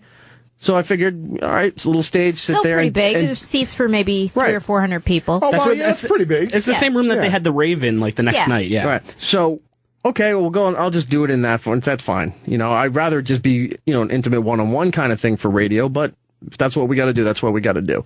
So we get in, and all of a sudden, there's all these people there. So we're like, okay, they're all sitting there. What are you waiting for? Oh, the Star Trek Q&A. What? What are you talking about? Nobody told us this. And I'm like, what the fuck's going on? So I go over to talk to the sound guy. I'm like, how many mics do we have? You only have 2. I need more microphones. I have multiple guests. I have Brian up there. Lisa's going to do her intro and all that. You have two microphones. Make it work. Okay. So now we're trying to figure that out. So my first guest was going to be Marina Sirtis, who plays Counselor Troy on Next Generation Star Trek. And I was like, okay. And 15 minutes goes by when she was supposed to be there, and she's still not there. I'm like, okay, because right after her is, and I got yelled at for saying his name wrong. Is it Walter Koenig? Walter Koenig, yeah. Koenig, because I kept calling him Koenig, but it's Koenig. Maybe that's right, maybe that's wrong, I don't know. But I'm going to speak to him right after that. It's definitely Koenig, yeah. So I'm over by the sound guy, the recorder and everything's hooked up, making sure the sound's ready to go. And she barrels in through the side entrance to the room, the entrance that the public doesn't have access to. She walked in she kicked the door off Right, the hinges. it was the doors loud. just flew open. And she's like, I'm here. Where's the fucking guy doing this, Roy? Hold on. The first person she sees is Roland. Roland just turns around really like, oh my God. And she goes, are you doing this? And he just goes, no. And he points over to me at the sound guy. And she just looks at me and she goes, come on. And then she's like, I'm going to move away from the mic because this is how you go. Let's get this fucking thing going. Right? And then she gets on the stage. She's stamping up the stairs onto the stage. She takes the mic right out of Eric's hand. Yeah. Spoiled child. Right. Yeah. She gets up there and I see right behind her is Walter. I'm With the gigantic pretzel. right. Yes. Well, I'm getting to that. So he walks right up there and I go, what's going on? And Roland's like, I have no clue. Get up there. So I'm like, okay. So I take the other mic. I'm like, hey, everybody, welcome to this thing. And I don't know what it is, but let's say give it up for Marina Sirtis and Walter Koenig and everything like that. And everyone's applauding. And so we're starting the thing off here. And she's like, well, do you have any questions? And she's just looking at me. Now, I'm sitting here. Walter's to my left, and she is sitting to his left. Okay. So now, three chairs facing the audience. I have to turn. The chair doesn't move, so I'm sitting awkwardly, like half-cheeked on the chair here to look at Walter and her so I could talk to them. Right. So as I'm trying to get the conversation going and asking questions, she's really not accepting any kind of flow for a conversation. Like if I'm asking you a question and you would go, well, I don't know, maybe back then, blah, blah, blah, blah, blah, blah, blah. Right. Pause. Conversation. Okay, that's where the question's over. I can ask the next thing. She stops and just stares. Like she was very aggressive and gruff with her answers and her demeanor and everything there, really making it difficult. But she's friendly to Walter, right? So she's going back and forth with him. Walter is sitting there eating look, he's a small man now. He's shrunk. He looks like old Bill Burr. And I tweeted He this really out. looked like he old Bill looks Burr. like Bill Burr with gray hair now. So he's sitting there. He's a really tiny guy. He's got a baseball cap on that's really big. He has a pretzel that's bigger than his head. And he's just breaking it off slowly, eating this soft pretzel. So when you're trying to ask him a question... I need water. And then he'll take the mic and then he'll answer the question or whatever. And at one point, something was asked to Walter from her and from Marina, and I'm holding the mic. He yanks the mic out of my hand like really angrily, and gives me a look. And then he starts answering the question to all the fans and everything like that. And then he takes the mic and goes like this. And this is the mic how it hits my hand as he gives it back. Like that, live. So you hear the thud hitting my hand. I'm like, okay. And I'm getting on, and I keep looking at Giddles, and Giddles is off to the. I'm sitting behind, like, there's like basically a projector scene. I'm crouched down, so you couldn't see me behind the projector. Right. And I'm looking at him. He's terrified. No, like, he I was wants laughing. to laugh. No, he wants to laugh. I got to talk about the positioning of everybody else while I'm on stage, just dying here, right? So he wants to laugh, and at times looking over, his eyes are wide. So I'm thinking he's terrified. I find out later he can't control himself because to the right side of me, Lisa and Roland decided to say, this thing is completely fucked. There's nothing we can do with this. We're going to sit in the front row and see how this goes. So they're sitting over there. I don't know it because they're in my blind spot here. So I don't know they're there. They have direct diagonal eye view to Giddles hiding behind the screen over there. So they're back and forth just having a great time. And I'm looking at like, what the fuck's going on? So I'm trying. And Eric gives me this look of like dread. Like he has this look of dread of like, how much time do I have left? And he did not want to see me do the stretch the time out maneuver. All right, you're jumping ahead here. It was just such a great story. I can't contain myself, Eric. All right, let me flow through this here for a second. So now at this point, I'm thinking he's terrified, not knowing that he's laughing until later. I see it's about 15 minutes has gone by, and I try not to go longer than that with these interviews. So I was like, okay. I'm looking at him like I'm giving him the nod, like, can we wrap up? And he's like, I don't know. He looks to somebody, and then he turns and he stops dead in his track, and he turns around to me here by the screen, and then starts going stretch, and, like doing the stretch motion. I go, and I'm looking at like they're asking a question, and she's hamming it up for the audience while she's talking, and I'm looking at him like. And he's like, this was the best. Rich, and now he's laughing, and I'm like, I'm thinking he's fucking with me, right? And then I catch Roland. I'm like, what the fuck? And he's like, no, like he's you got to stretch. So I don't know why I'm stretching this at this point until after all this is done. So this is all going on, and I'm supposed to stretch. I don't know what else to talk to them anymore because I already asked her about the new Star Trek and Star Trek Next Generation's coming out on Blu-ray. They went back and because it was shot on film, they were able to redo the special effects so it doesn't look cheesy. It looks like it's part of the film and all that stuff. I had nowhere else to go with her because she just did not want. Oh, she started shitting on our country because we don't like soccer. Woo, big fucking deal. So all this is going on. I'm like, how do I stretch? I go, well, before we got to do this this whole thing here, people were coming up and asking me if they would have time to ask questions. Would you be cool with that? And she's like, yeah. Wasn't supposed to be a Q&A. Wasn't supposed to have both of them there. Wasn't supposed to be like this. But you know what? I got to kill time. I'm going to play Donahue. So I took the mic. I go, let's go talk to the audience. And I hop off the stage with the mic. And I'm like, anybody have any questions? So people have questions. I walk over. Hello, sir. Stand up. What's your name? Where are you from? Oh, I'm Pete from Texas. Pete, what's your question? And Pete starts asking the question. And she's going back and forth. And I'm looking around for other people. So I'm just doing this to kill time until I can get the fuck out of there. It's a smart move. Right? So all this is going on. And then I get the signal to wrap it up. So I said, okay, last question, do that. I hop on stage. Everybody, thank you so much. Marina Sirtis, Walter Koenig, thank you so much. Star Trek, blah, blah, blah, blah, blah. People are applauding everything. The music goes up. I get off the stage. You forgot the best part. Okay, mind you, all right, my point of There's view, a lot of parts. I'm sitting there and my heart is overflowing with joy watching Eric just has beads of sweat on his forehead and it's just not going well, and Walter's sitting there eating that pretzel just like the way a sloth eats carrot sticks. just like so slowly eating this giant pretzel, and his phone starts ringing loudly, and we're like, oh, he slowly gets to it. We think he's gonna shut it off. He took a call. Yeah, on stage. In the middle I forgot about this. How could you forget? That's my favorite part. Look, I may be blacking out and trying not to remember this, but you're right. So Marina's There was talking. so much that happened. Marina's talking. She's standing up at this point. She's talking, and like she was saying about the phone. He was sitting down. She was standing up, addressing the audience. He's eating. Takes the phone call, gets up, and doesn't even leave the stage. He walks to the side where the stairs are, and he's on the phone. And I'm like, fuck. So, and then all of a sudden, like, I think he's wrapping up the call. He looks at his phone, puts it back to his hand, walks down the side of the stage. Now he's off the stage. So I'm like, I see him off the side of the stage while I'm looking from the audience. He's over there taking a call. Then he comes back in, sits down, flips the phone, puts it away, back to eating his pretzel, not saying a word. Didn't miss a beat. No. So there was that.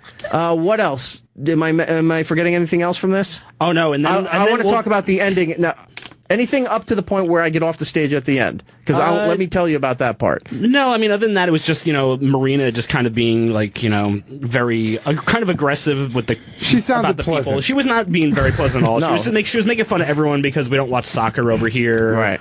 And, yeah, I don't know. She had some nice words to say to J.J. Abrams. Yeah, she shit all over J.J. Abrams. I got to put that clip up online. Yeah, so, she shit all over this him. will definitely assure that even if Next Generation does get a reboot, she ain't going to be part of it. She's not part of it. So there you go. Yeah. All right. So now all this happens. I get off the stage. Music's playing. It's done.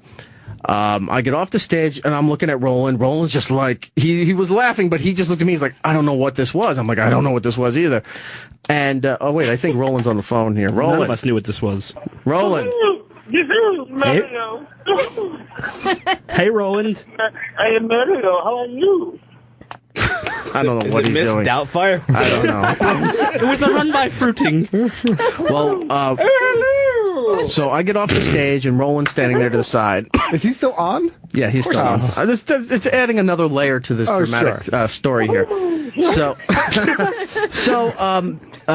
Walter walks off the stage, and I stuck out my hand, and I said, thank you very much for doing this.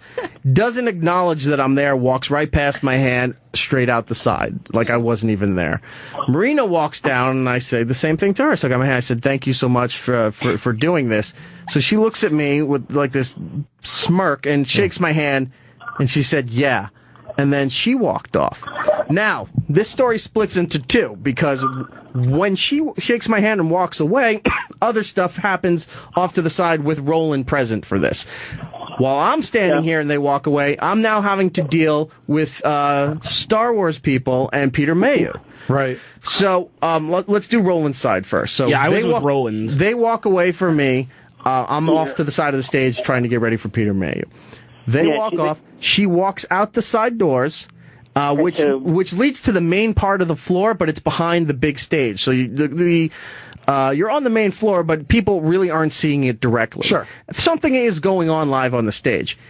She goes out there. Walter's out there. The doors slam. Roland's there. She starts screaming at the top of their lungs, "What was that bullshit?" Yeah, she said, "What the hell was that?" Yeah. I was saying, and also she goes, "I was Fiji." All right. Roland's not going to add turned to into this. Super Mario? Thanks, Roland.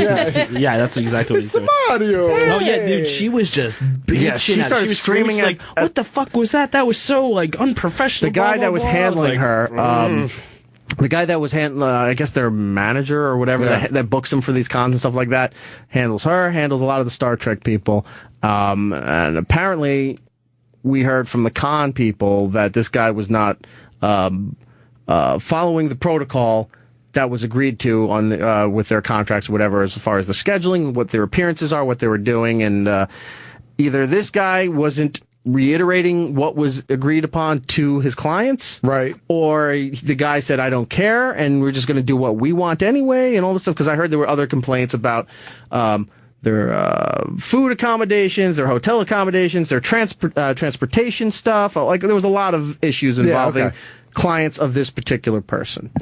So that happens off to the side. Now back to me on the side of the stage. Music's playing. Some the Star Trek fans are leaving, and Star Wars people are coming in for Peter Mayhew. So this lady taps me on the shoulder, and she goes, "Hi." And she goes, "Is this mic on?" I said, "No." She goes, "Is that the other mic?" I said, "Yeah," which was on the table right next to me. She goes, "Okay, great. I'm moderating this. Thanks." And I said, "Moderating what?" And she said, "Oh, I'm doing the thing with Peter Mayhew." I said, "I'm doing an interview with Peter Mayhew, who, for those who don't know, he's the actor who plays Chewbacca in Star Wars." So, and he's an older gentleman. Sure. He's not in the best physical shape. He came in a wheelchair. He could still walk, but they made him walk up the stairs to the stage and everything. Giant. Right. Yeah, he's so huge. And so I'm like, "What are you talking about?" And she goes, "Yeah." She goes, "He's not allowed to do your show." What? Why? She goes, "He's not allowed to do any radio interviews. Lucasfilms won't allow them to do any interviews and stuff like that. It was a Disney thing. They weren't letting them do that." I said, "This was agreed to upon months ago, and followed up all the way up until I think the day before the interview that this was happening." So I guess Lucasfilms pulled a power move or something like that just had this thing where they couldn't do radio. And I guess most TV, unless it was a controlled type of thing. Maybe they don't trust him not to give out stuff for the new movie or whatever the reason is. All of a sudden, they didn't tell me. So I'm expecting to do this interview. She takes the mic, she goes up there, and then all of a sudden the music drops and Star Wars music is playing and he's up there with her. "Hey, everybody." The crowd's going nuts that's there for Star Wars stuff, and she's now moderating a Q&A stuff. So I was like, "Fuck this." I go over to the sound guy, I yank out the recorder and everything, and, I didn't give a fuck. I threw it all in my bag. I said, "We're done. I'm not doing any more of the interviews today." Canceled everything. We went and talked to the con promoter, who was very nice and understanding and accommodating and everything, so nothing bad about the Florida SuperCon people at all. But I explained everything to them, all this bullshit and what was going on, and they understood, and they were telling me some other stuff that was going on that they were dealing with, so we were piecing all the stories together to see, where the truth was. Right. And unfortunately, that's the way it worked out. But it is what it is. Well, it's kind of weird because it just seemed like a lot of the older actors were just like, "No, we can't do any radio stuff," because it happened like a couple of times. And they're like, "No, we can't do radio." And we're like, "Really? Why not?" And I just think it's because they're old and they're afraid they're going to say something crazy and it's going to go on the internet and then it's going to be like, "Oh no, Walter Koenig said this." If you're out in public speaking in the year 2015, you're going to. Well, we technically got to interview Walter Koenig the night before, or I got to, when they drove us back to the hotel in the van. Before that, we went to one of their VIP parties for the convention. It was just the talent that was there and the people who were exhibitors and things like that. No public or anything. So we were there, and we were hanging out with Dana Snyder, who's a famous voice guy. You know him as Master Shake on Aqua Teen Hunger Force. And then we saw Brian O'Halloran, who's Dante in Clerks and other Kevin Smith movies, and a few other people around there. And somebody was like, "How cool is it that Walter Koenig's just drinking free beer and just walking around?" We're like, "What?" So it's a lot of young people. They're just there because it's an open bar, getting hammered. There's like EDM music's playing, and all this weird shit's going on. And there's him dressed like like an old military guy with the shirt tucked in and the tight jeans and, like a navy hat, the navy hat. And there's all old Billy Burr just walking around with double fist and beer, and not double fist and beer, but he had a beer and then food and stuff like that, and then. Turned out like he wouldn't take photos or anything because I guess the contract he has, he wasn't allowed to take photos. So we're like, okay, no reason to talk to him. We'll talk to him tomorrow. This was the day before. And then we get into the van that takes us to the hotel, and we wound up sitting with him. That's hilarious. Yeah. I don't know if he was nice that night or not because I didn't talk to him. He was really nice. He was just like, first thing he said, he just turned to me, he's like, "I've done like 400 of these conventions." And I was like, "Oh shit." And then he was just like, "Where are you from?" I'm like, "New York." And then he just tell me all these really weird stories about growing up in New York. He's like, "Yeah, I grew up near Fort Tryon Park, and one time my brother went to the park and dug up a bunch of Indian bones and kept it above his head, and I think that's why our house was haunted." I'm like, "That's a great story. Gotta go, Grandpa." I didn't know that. That would have been the first thing I asked him. That's what he said in like the van. I was like, "Oh, that's a cool story, man." Wowza. You got to make notes, dude. You got to tell me that. I made notes. It's in my head. Yeah, you didn't tell me though. I would you have weren't definitely paying- brought that you up weren't on paying- You were stage. trying to like sneak these like really awkward pictures of me where it looks like we're together, but we're not because he's trying to turn his head that he can't turn 360 degrees because he's in the front seat. And I'm just in there like, Grandpa, like, oh yeah, tell me more about old New York. Every time we got into the van to take us to the hotel, there was someone in it. Yeah, we had somebody. Like one time we were taking photos without him knowing of Tito Santana. Yeah, who was in the seat right in front of us because he wouldn't sit in the back with us, so he sat in the front passenger seat. So Brian like, let's take photos of Tito Santana. So we're turning around and doing these weird selfies with Tito in this bright blue polo shirt, being all serious. He's got like a belt in a case laying on the dashboard, and we're like, it's fucking Tito Santana. We're giving him a ride home, taking him, and then we went to where were we that we were eating that he was there? Oh, it was just like one of those little like diner places that we stopped at. One of the Cuban restaurants we went to find some authentic Cuban food, and Tito was there at the restaurant. There you go. Yeah. So like, we're eating with Tito Santana. And then the other time was Jay Muse. Yeah. But he never got off the phone to say any hi to anybody. I think he was doing it on purpose. And you know what? It's a smart move because I probably would have done the same thing, so I didn't have to talk to anybody else. Yeah, he had some questionable sores on his lip. But the rest of the Florida SuperCon was good. The interviews are up on It's Erik Nagel on YouTube and SiriusXM On Demand. The show is up there if you want to hear that. There's more interviews that we didn't get a chance to air that are going up there soon. It's just taking a while because of all the traveling and it's a lot of time to put all that stuff together, but it's all coming. Unfortunately, we don't have time for San Diego right now because we got to take a break and get to Nat Faxton. But we'll try to work this in, and I'm sure, at some point we'll get to San Diego Comic-Con. Sure. And one on there. We're going to take a break. It's Erik Nagel on Twitter, Facebook, YouTube. Please follow that. E-Rock Radio, Geek Stuff OG, Giddle Bass, and Lisa Correo, all on our respective social medias. Mikey Piff, I plugged him earlier. No, I'm kidding. Mikey Piff on Twitter and SiriusXM Hits 1. You can check him out for that. Sorry we didn't really get much to you here, Piffy. No, it's all right. I enjoy that. I have a headache just from the story from Florida.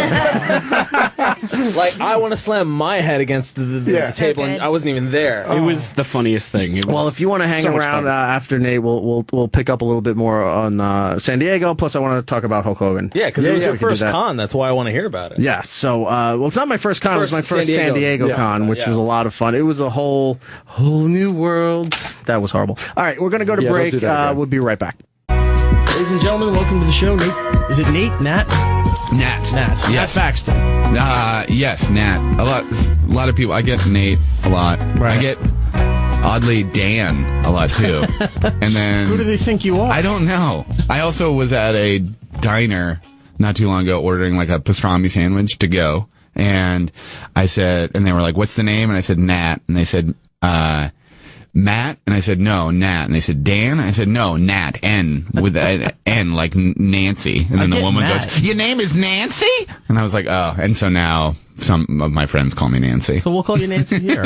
Great. How you doing, sir? I'm well, thanks. How are you? I'm doing good, but things are looking great for you as we start season 2 of Married. Yes, very excited. How awesome is that? It's very exciting. I've never made it to a second season on anything I've ever done, so I'm excited. I was trying to find a way to bring that up, but since you opened that door, we'll go with that. I know. When I saw last year the teasers and everything for Married, I know Jody Greer, yes, and then I see you, and I'm like, you were one of those guys that I was like, I've seen him in a lot of things. Yes. But I couldn't, like, at first I'm like, I don't know his name, but I know everything he's been in. Yes. And then, now we're in a second season for a television show, so you gotta be ecstatic about that. Yes, I am excited. That happens quite a bit where people will stop me, and Judy as well. She, in fact, wrote a book about it, but, it's that thing where people stop you on the street and they, are like, I know you. How do I know you? And then you sort of stand there awkwardly and have to list your resume to them. And they're like, no, it wasn't that. And you're like, I was also in this. And like, no, what else have you done? And then you're just and then it's and then you find out you went to grade school together. Honey, he's the bear from Cleveland show. Yeah, exactly. I know your voice. You're the stoned bear, Raymond. No, but it ends up usually just being a grade school acquaintance or something. Right. It's not in Hollywood at all. But Married's a great show. It is. I saw the entire first season there. Oh, right on. And, thank you. It's sort of it's a modern take on a marriage and a relationship, husband, wife with kids and whatever. Yeah. But it always has that element of everything seems so downtrodden. Yes. Like, all right, they're going to split up at this point, Yes, or he's yes. going to leave, or she's not going to deal with his shit anymore. Right. She's going to go. Yeah. And then all of a sudden it comes around and like, yeah, I like you. I'll put up with this stuff again. Yeah. It's definitely more the unfiltered version, the more honest version, which is what I truly love about it, is it's not the sort of glossed over, like, unrealistic sort of portrait of marriage. It's a little bit more of the what actually happens on a daily basis. But, I think it is sort of incumbent upon us and the creators to sort of make sure that it's still a likable and that there is a lot of love between these two people, right. Because otherwise you don't necessarily just want to watch a show where people are like hating their lives and hating each other and have no connection whatsoever. I think it's more of like you maybe hate your life, but you're in it to win it. See, that's very key what you just said there about not having any connection. People wouldn't watch that. Yeah. But it worked for Married with Children, where they hated their lives, they hated each other, but there was still that underlying connection that kept people involved in the show, and that for it to go on as long as it did. Yeah, I think you have to have a little bit of heart in there somewhere, as you can be as cynical or as have just sort of a cloudy outlook on life, as long as there is a little bit of love and emotion at some point in there, because otherwise I think you I don't know, tune people out. Right. I don't think you need to go as far as some of the networks do, where it feels like a super unrealistic version of marriage, but there does need to be a little bit of connection there. It doesn't feel very, I guess to put it into words, it's not very sitcom-y. Right. Right? When you see shows like The Middle, let's say on ABC or something like that, not that it's not a good show, but it feels very sitcom-y, the relationship, even though they're downtrodden and dysfunctional and all that. It just seemed there's an element of, I'm not buying it completely. I don't have an attachment to this. Yeah. This, when the promo for the new season, you're seeing it's slow pan on the carpet, there's clothes and underwear on the floor, and you're hearing the bed squeaking up and down, and then it finally pans up and it's you two on either side of the bed facing away from each other, sleeping, while there's a kid in the middle jumping up and down on the bed. Yeah. I'm like, that, okay, that's everybody's life. Yes, it is. It's much more representational, I feel like, of what you go through. And I like it for its, like I said, its honesty and the grittiness of it, because it does feel, I don't know, it just feels less like BS, it feels like the real deal. And some people, I think, appreciate that, and it helps sort of like normalize their own lives and like feel like less alone and scared. And then other people, it probably freaks them out because they're like, oh my God, this is like scary.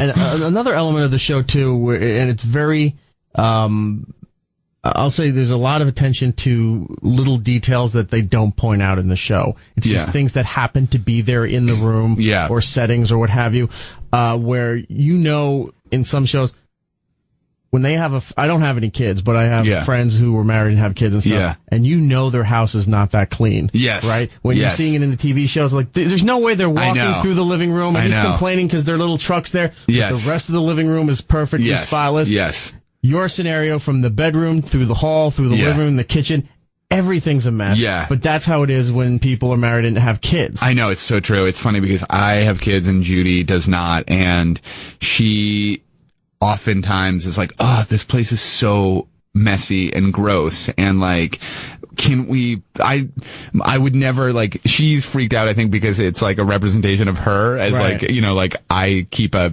terribly like messy house, and like that is so against what she is like in, her real life, which is, I think, very organized and like clean. And so she's always complaining about how messy and gross it seems. And I'm like, this is not like, this is clean in my book. Like, just having like barely, like, you can see the floor mostly. That's That's clean. It's like when you're having people come over, you got to clean up. It's when you put the arm on the coffee table and do the big swoosh. Yes. Knock it all off to the floor. Exactly. There you go. Exactly. We're entertaining. Right. Now. And then you put it under the coffee table and it looks like spotless. So, you get this role here. How did you think it was going to be compared to, some of the previous roles that you had where you played a married man?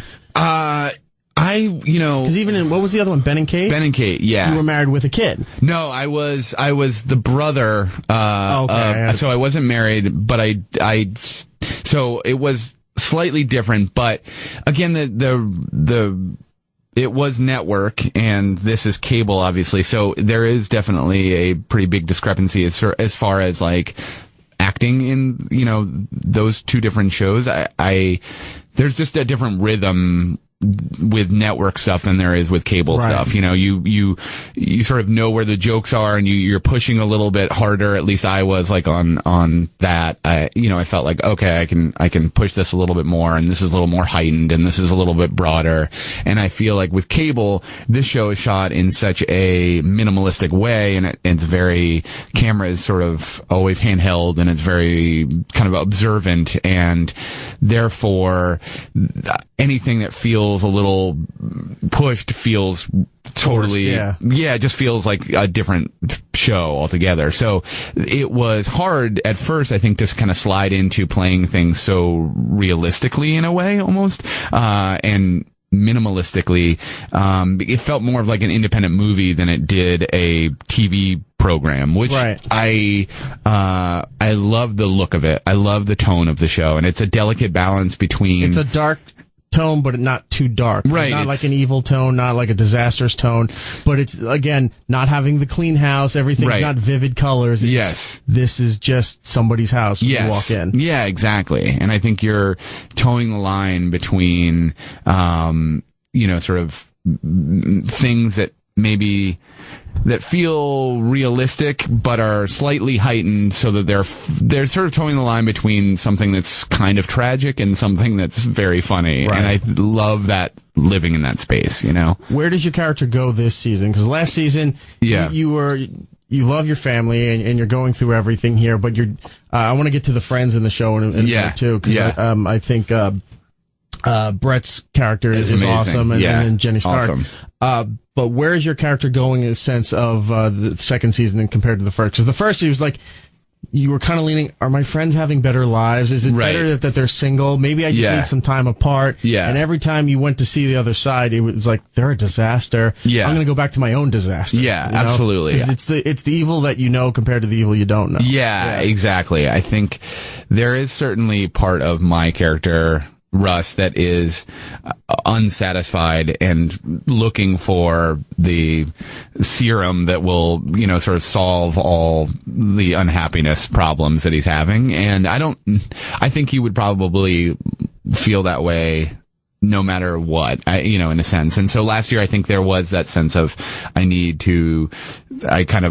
maybe I should better my life this way, or if I just got out of town, or, I have money problems and all these things. But this season, I think he has a job, and so money is less an issue this year. So less bathrobe time? But less bathroom time, yes. There's more work time this year. But what comes with that, obviously, is it alleviates the money situation for our which was a big couple.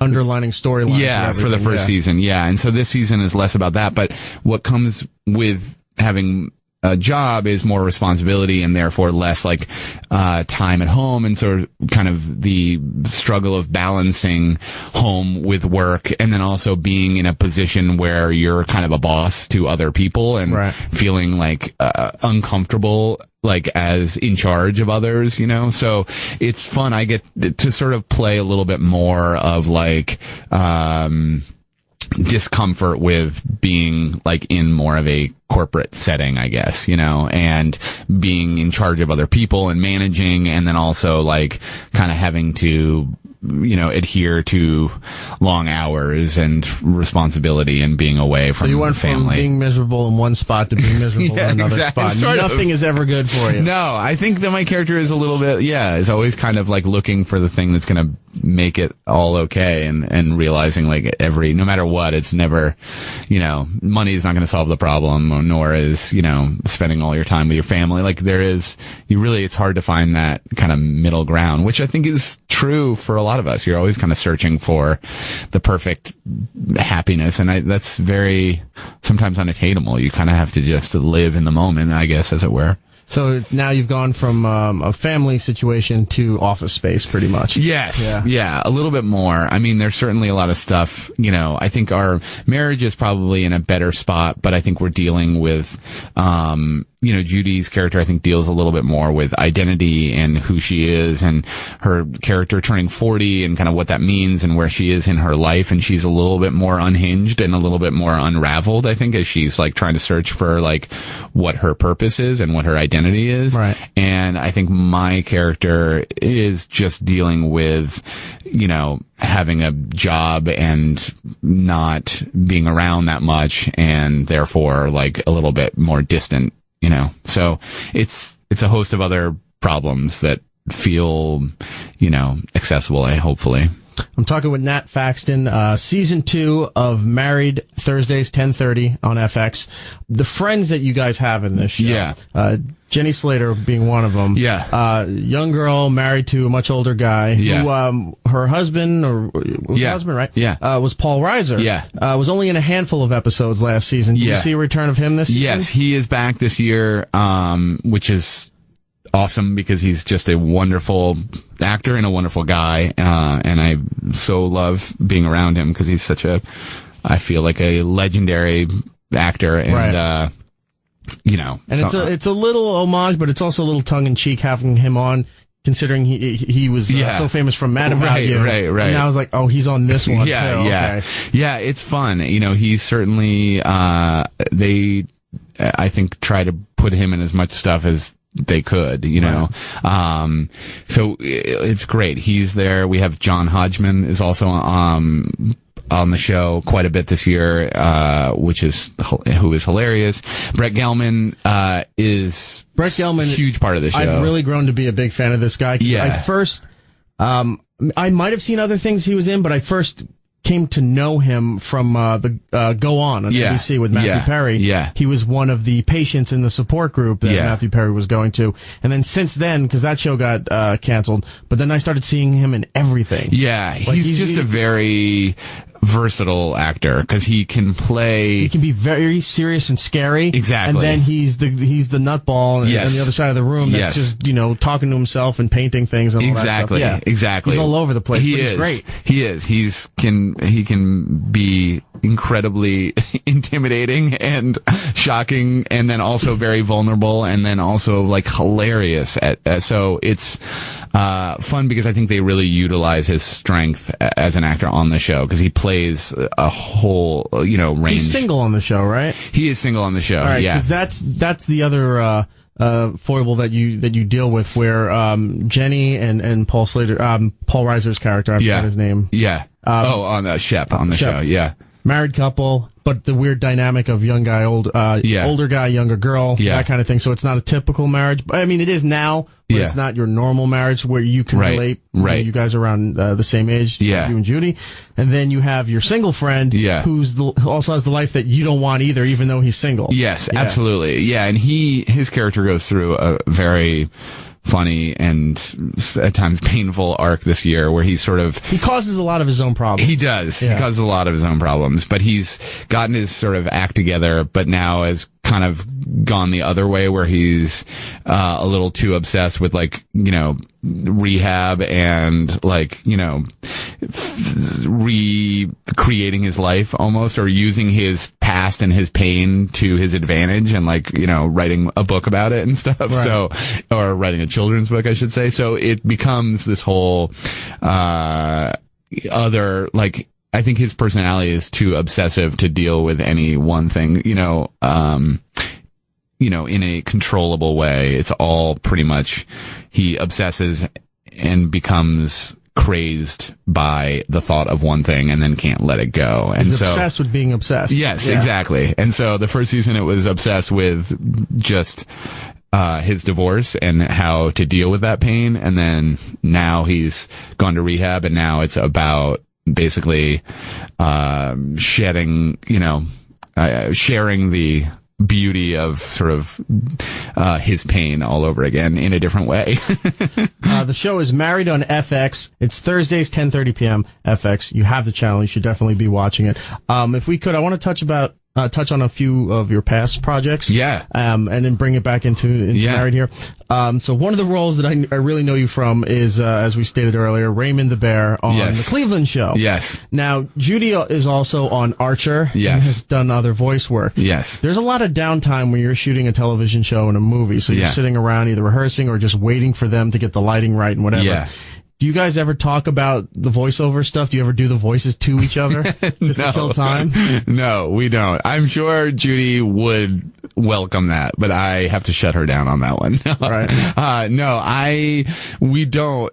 But it's funny because we all do a lot of voiceover stuff because it's kind of the best job in the world. I mean, it really is like, show up and you can look as terrible as you want. You can be as hungover as you want. I was going to say, in the past, I've talked to H. John Benjamin, who also does Archer with Judy. Yeah. And he's been known forever for voice work. And he said to share his experience. He says he'll show up, maybe 12, whatever the time is. He's wearing sweatpants and a shirt from the day before. He's got a bag of food that he's eating. Yeah. Puts it down, reads about an hour, hour and a half, continues eating, and goes back home. And says it's the best job in the world. It really is. I do this show on Nickelodeon, this like kids show called Blaze, and the monster. The monster. Right, yeah, exactly. And it's so funny because you show up and you're like talking filthy and you're like talking about the night before or how much you drank or like, you're swearing, and then it's like, all right, should we record one? Hey, I'm a kid. You like go into this completely different world that is so juxtaposed against what you were just talking about in your life that you're living. It's really funny. John Lovitz told me every time he makes his appearances on The Simpsons, where he plays Artie, her ex-boyfriend. Yeah. Anytime they're in the session together, he purposely tries to ruin everything that's going on. So they'll do their dialogue, and then he'll throw lines out that aren't supposed to be in there and try to make almost like a threesome between Homer, Marge, and his character, or have them going back and forth and everything like that. Yeah. He said, even though you're only doing it for a short time, he's like, it's still enough time to lose your sanity. Yes. So you try to make it worse just to come back to make things better. Yeah, it's true. It's true. I think the filthier we are when we're recording Blaze, the better the show comes out. I always say this, the stuff that never gets used, DVD extras. DVD extras. It would be a very shockingly inappropriate. It would be one that says Parents Track and a code. Yeah. Just put in the code if you're the parent, then you get to watch all the fun stuff that from the kids show. I know. It's like, now I can deal with this. I know. It would be a shock. You've had a couple other either 1 or 2 time appearances in other shows, and one of my favorites that I saw you in was Party Down. Yes, and that was a show that when it initially came out, nobody cared or watched it. I know, but thanks to the magic of Netflix, and I think it came on maybe 5 years ago or something to Netflix. Yeah. It had a resurgence, a rebirth, and everyone's like, have you seen, it's like half the state is in there, the guy from Parks and Rec is in there. I know. And everyone's like, why wasn't this show huge? It's like, well, because 10 years ago, nobody knew who they all were. I know. It's a shame because that show was fantastic. It was a great setting. You look at the cast too, and you're like, wow, there's a lot of really talented people that were on the show, and it's a collection of really strong performers. Doing this very small movie called Operator with Martin Starr right now, who was from that show, and I often reference it because it's such a it was such a hidden gem, but it's hard. I mean, it's just hard to. There's so much. It's like a bittersweet kind of thing in the sense that there's so many avenues now, and there's so many terrific television shows, and there's so much room to create an opportunity, but the problem is that you create it and then it's just getting people to find it because there's so much there's just an influx of good material, and it's hard to pinpoint one thing. How do you feel when you get recognized for work that it was either like it was a one-time thing, like you did with Party Down, or it was a role that you was hoping would take off and it didn't. Yeah. As compared to the shows that you were on that got a full season and then were canceled, but they're remembering these one little microcosms of your career. It's so bizarre. What people attach themselves to, it's always fun when somebody pulls something out really random that you're like, wow, I didn't think anybody saw that, but you did. Yeah. And I can't believe you liked it because, nobody knew about that. Because sometimes when you speak to actors and actresses about these little things, it's like that one kind of connected to me, or that's how I first discovered you. Yeah. Sometimes, not all the time, but sometimes you're like, but I've done all this other stuff. Some of this is critically acclaimed. I've won awards, like you've won an award, which we'll get to in a second. But you remember that piece of garbage that I did when I was trying to become an actor and make ends meet. I did a cameo in that show. I know. It's so funny, too, because you don't really have, early in your career, at least, and to a certain degree still now, it's like you don't really have control over what you do. You are just hustling and auditioning and trying to get in what you can get in and make a living, and you don't have the luxury of picking and choosing and being like, I would never do that, or I'd rather do something more highbrow or meaningful or an Oscar contender. Yes, it's more of just like, trained. I will do whatever you want me to do. I just want to work, and I just want to, I'm not doing a cameo in Modern Family. Right. But it's so funny. It's oftentimes because Jim Rash, my writing partner, and I will be together, and the people that come up to him for Community are such a specific type of person, and then the people that come up to me who have seen Beer Fest or something are such a specific type. So the two groups that come up to us are so polar opposite, and so it's so funny because they're just completely different I was types. going to ask you that about, do you get people coming up recognizing you as Rolf from Beer Fest? Oh, yes, all the time. I would say that more than anything else. Yes. I would say, and it's my sweet spot is the college, frat, Not even that. guy. I mean, that is, but Beer Fest became, as time, like Super Troopers. Yeah. When they came out, disaster in the box office. Yeah. It did okay. It wasn't what everyone hoped. Mm-hmm. But as time went on, especially in an age now where it's easier, you can get the DVDs and Blu-rays quicker. Right. Online streaming, all that stuff. It started to grow and became one of those movies like, dude, you've never saw Super Troopers? Yeah. Or you never saw Beer Fest? Yeah. How have you, we're watching it right now. Yeah. And then even though it's the 50th time you've watched it, you're now sitting down with your friend and go, we're watching this again. I know. It gets so much play and therefore a lot of love, which is awesome because I really like the Broken Lizard guys. We are all good friends, and I would do anything that they do. And well, they're trying to get Super Troopers 2 off the ground. I know. Hopefully they shoot it this fall. I really might want to give them a call. I know. Hey, I got some downtime. I know, exactly. I would do anything, just because I think they're hilarious and they're good friends. I wanted to bring this up. You were on Joey, the Friends spinoff. Yes. You were Bodie. Yes. When that show was getting ready to launch, did they honestly think that it seriously had a shot? I think so. I know the network was pushing it, but did the cast really feel it?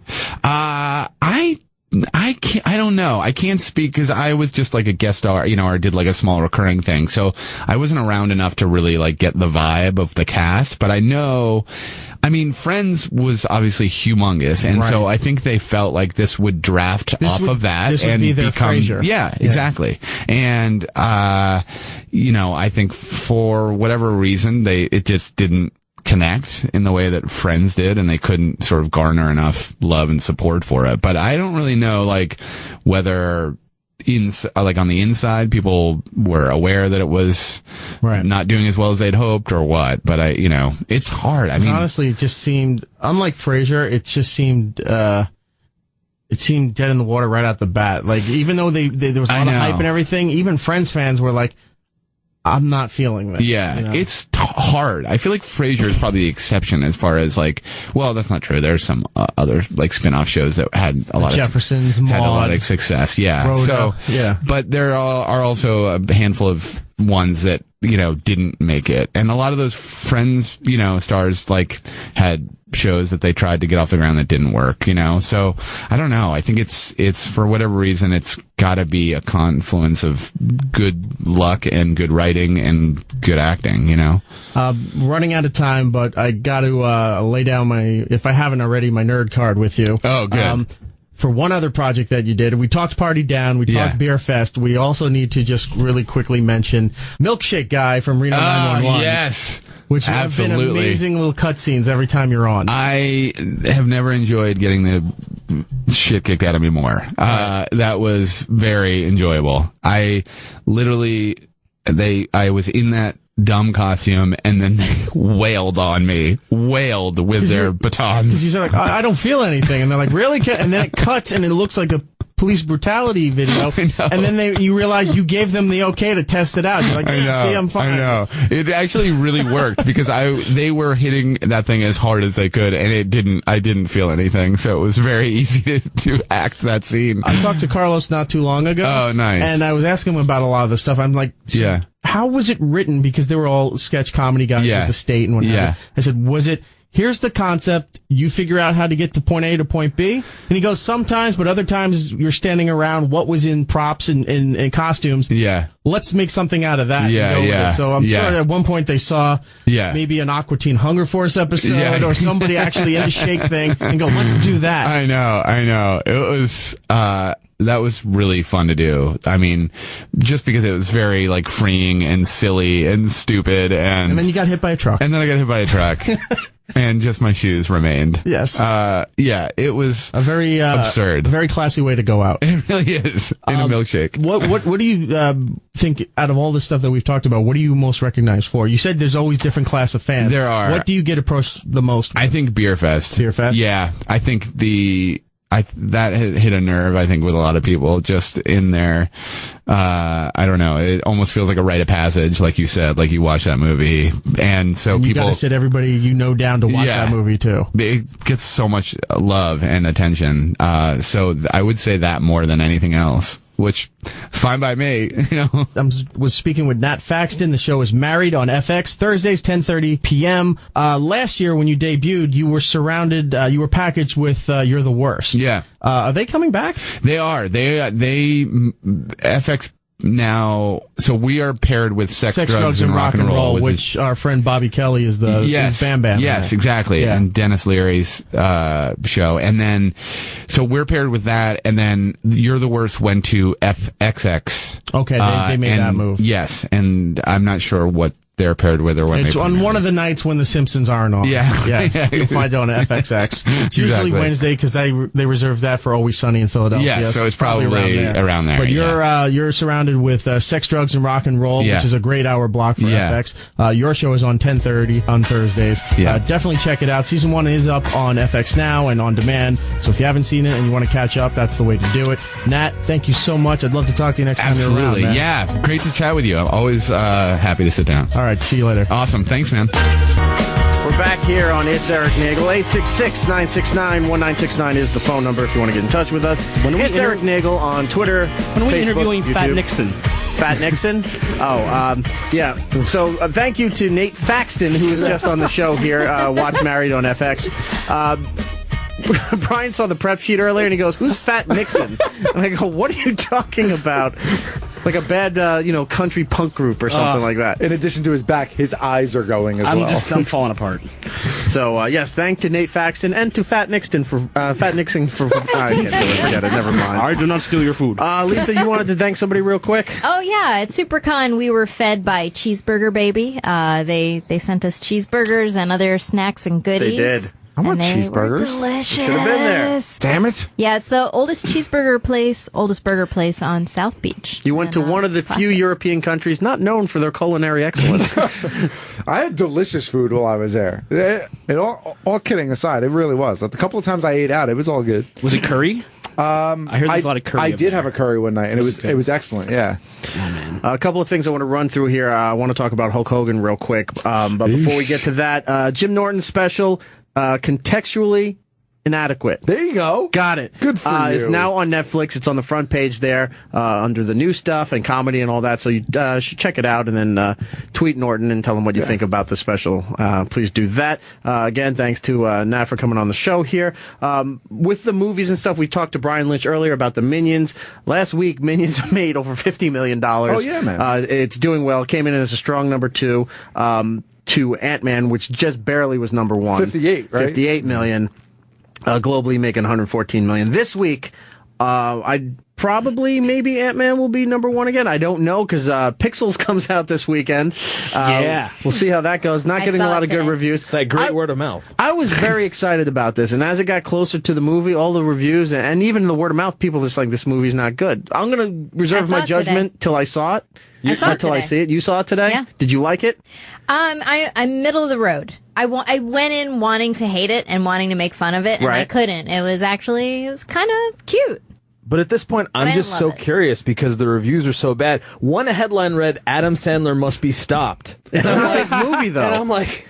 It's not a Happy Madison movie. It is? Yeah, it is. This one is. Oh, I didn't know that. Yeah. Okay. So I'm curious at this point just to go see it to see if it's that bad as everyone says. Well, it was based on what, like an NYU short film or something like that. That was based on probably the Futurama episode that it was stolen from. Yeah, that came out when that movie started getting some attention. Like, hey, check out Pixels. Yeah. Right away. This was a Futurama episode, which pretty much exactly the same exact. Yeah. Where old 80s video games come and attack New York. Oh, right. I do remember that. Okay. So, but Pixels is out this weekend. Southpaw is another good movie. Yep. With Jake Gyllenhaal and that's getting pretty good reviews. 50 Cent's in it, and Eminem does most of the soundtrack, I think, for the movie. That's that boxing one, right? Yeah. He has. Are you playing the new Eminem Gwen Stefani song? I am not at the moment. No. No. All right. They have a song out there. I haven't heard it yet either, but I've been seeing a lot of press on that. So Southpaw's out. You should check that out. And this is, I guess, a guilty pleasure for me because these movies don't do well, but the Vatican Tapes comes out today. It's one of those offshoot horror thriller suspense movies that are out for a tiny bit, and then usually you find them by accident by looking through Netflix or on iTunes or something like that. I have no idea what this movie is about. Like when they do the knockoffs of The Exorcist and The Haunting in Connecticut, that series and all that stuff. It's like one of those movies about, possessions and killings within the control of the Vatican. They knew about it, but they don't, publicly release this stuff. It's those kind of movies. But I do enjoy watching those things because they're not mainstream movies, but for some reason, all those exorcism and possession movies are kind of... You like those ones. I love watching all that weird shit. When people are talking, really weird and their neck flips backwards and like stuff's moving out. Yeah, that was Minions, wasn't it? Yeah, that was Minions. The week after that, Vacation comes out. The remake of Vacation.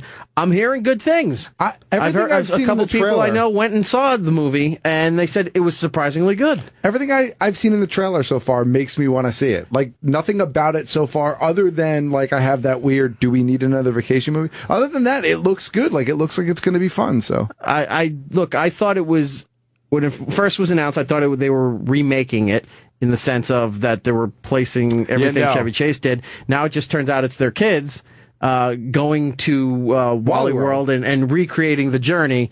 The trailer did get me when the Christy Brinkley homage came in, and this isn't a spoiler, they kill her off right away. So I was like, okay, maybe this will do pretty good. But that comes out next week, and word of mouth on that is actually Ed Helms does very well in the movie. Yeah, nice. So that's pretty good. And then I was wondering about that because I saw the trailer and I was like, I don't know how I feel about this. But then you could tell that it's very tongue in cheek and they're kind of like poking fun at the original movie, and that kind of made me hopeful about it. And then on July 31st, of course, everyone's going to go see the new Mission Impossible. That'll be out there. That'll probably Rogue Nation will be number one. But also a movie, and this is the reason I'm bringing this up. A documentary, is coming out that same day. And we may have the people on the show next week. Lego's Brickumentary is coming out on the 31st. Saw a lot of advertisement at San Diego Comic-Con for not just the documentary, but also for Lego Dimensions. Looked interesting, and I think we're going to talk to them next week. Do we know what it's about? Is it about the history of Legos, or is it something? Is there about the movie, or? Well, we have it. We have to watch it. Oh, and then, okay. So I don't want to give anything away until we know what it is. But there's a lot of buzz around it, and it's Lego made the documentary. Oh, okay. So they've got access to everything. Of So course, it's not yeah. like somebody saying the dark side of Lego, what they don't want you to know. You know, They really hurt your feet when you step on. so that'll be next week on the show, and I think from Saturday Night Live, Colin Jost is going to be on the show next week as well. Very cool. So that'll be fun. Only got a few minutes, and then we got to take another break and then get to Abigail Spencer. But the big story of the day was Hulk Hogan. Well, That's a rough crowd. I woke up, since there was no morning show today, I got the chance to sleep in a little bit. Right. And I woke up to my phone, the front screen here, completely green lit all the way down with text of people asking my thoughts and how I was feeling about Hulk Hogan. So I went, oh shit, he's dead. So I'm like, so now I'm sitting up, I'm looking at the phone, and It's worse than death. but nobody's saying Much worse. what it is. So I'm like, nobody's saying, what do you think? What about Hulk Hogan? You know, I'm like, all right, now I got to Google it, and then I see what it is, and I'm like, wow. So for those who don't know at this point, this has been an ongoing story with Hulk Hogan as far as a sex tape that was leaked and was sold to Gawker. And it was a sex tape where he was involved with the wife of a radio host, Bubba the Love Sponge, Right. down in Florida. And it's a black and white monitor style video. And that got leaked, and there was a whole lawsuit going on right now, a whole ordeal about who leaked the tape. Hogan wasn't aware of the tape, and now they're suing Gawker. I don't know if he's suing Bubba and anybody else involved with that whole thing there. But the trial right now is going on, and what you saw online was the portions of the sex tape, the actual acts and what have you. But apparently, there's more to the tape where they're just having conversations where it's Hogan and Bubba's former wife, and he starts talking about black people in the way you're not supposed to talk about black people, and lots of use of the N-word, and not liking the N-words, and also mentioning about his frustration over his daughter Brooke. Because look, everybody knows Hogan was using that Hogan Knows Best reality vehicle and his rekindled relationship with WWE to push her career forward. He was spending all this money to get everything that she possibly needed to get her music career going, and it did for a little bit. Didn't blow up like a Britney Spears kind of thing, but it was there as long as they kept pumping money into it. And so the tape gets reviewed for the lawsuit. And I guess the contents that were leaked out today were sealed, and they weren't supposed to be revealed except within the confines of the courtroom there in the trial. And both the National Enquirer and Radar Online are both claiming a joint effort in this, saying that they have 5 confirmed sources that this is legitimately what happened. Now, the audio hasn't been released. They put out transcriptions of what was said, and not something in the day and age that you can even get away with anymore. Sure. And because of this, the WWE severed ties with Hulk Hogan, the biggest name in their industry. They fired him. Yeah. And they removed everything off the website. You can't buy the product. They scrubbed him. I looked at the network. I can't find any of his stuff's up there.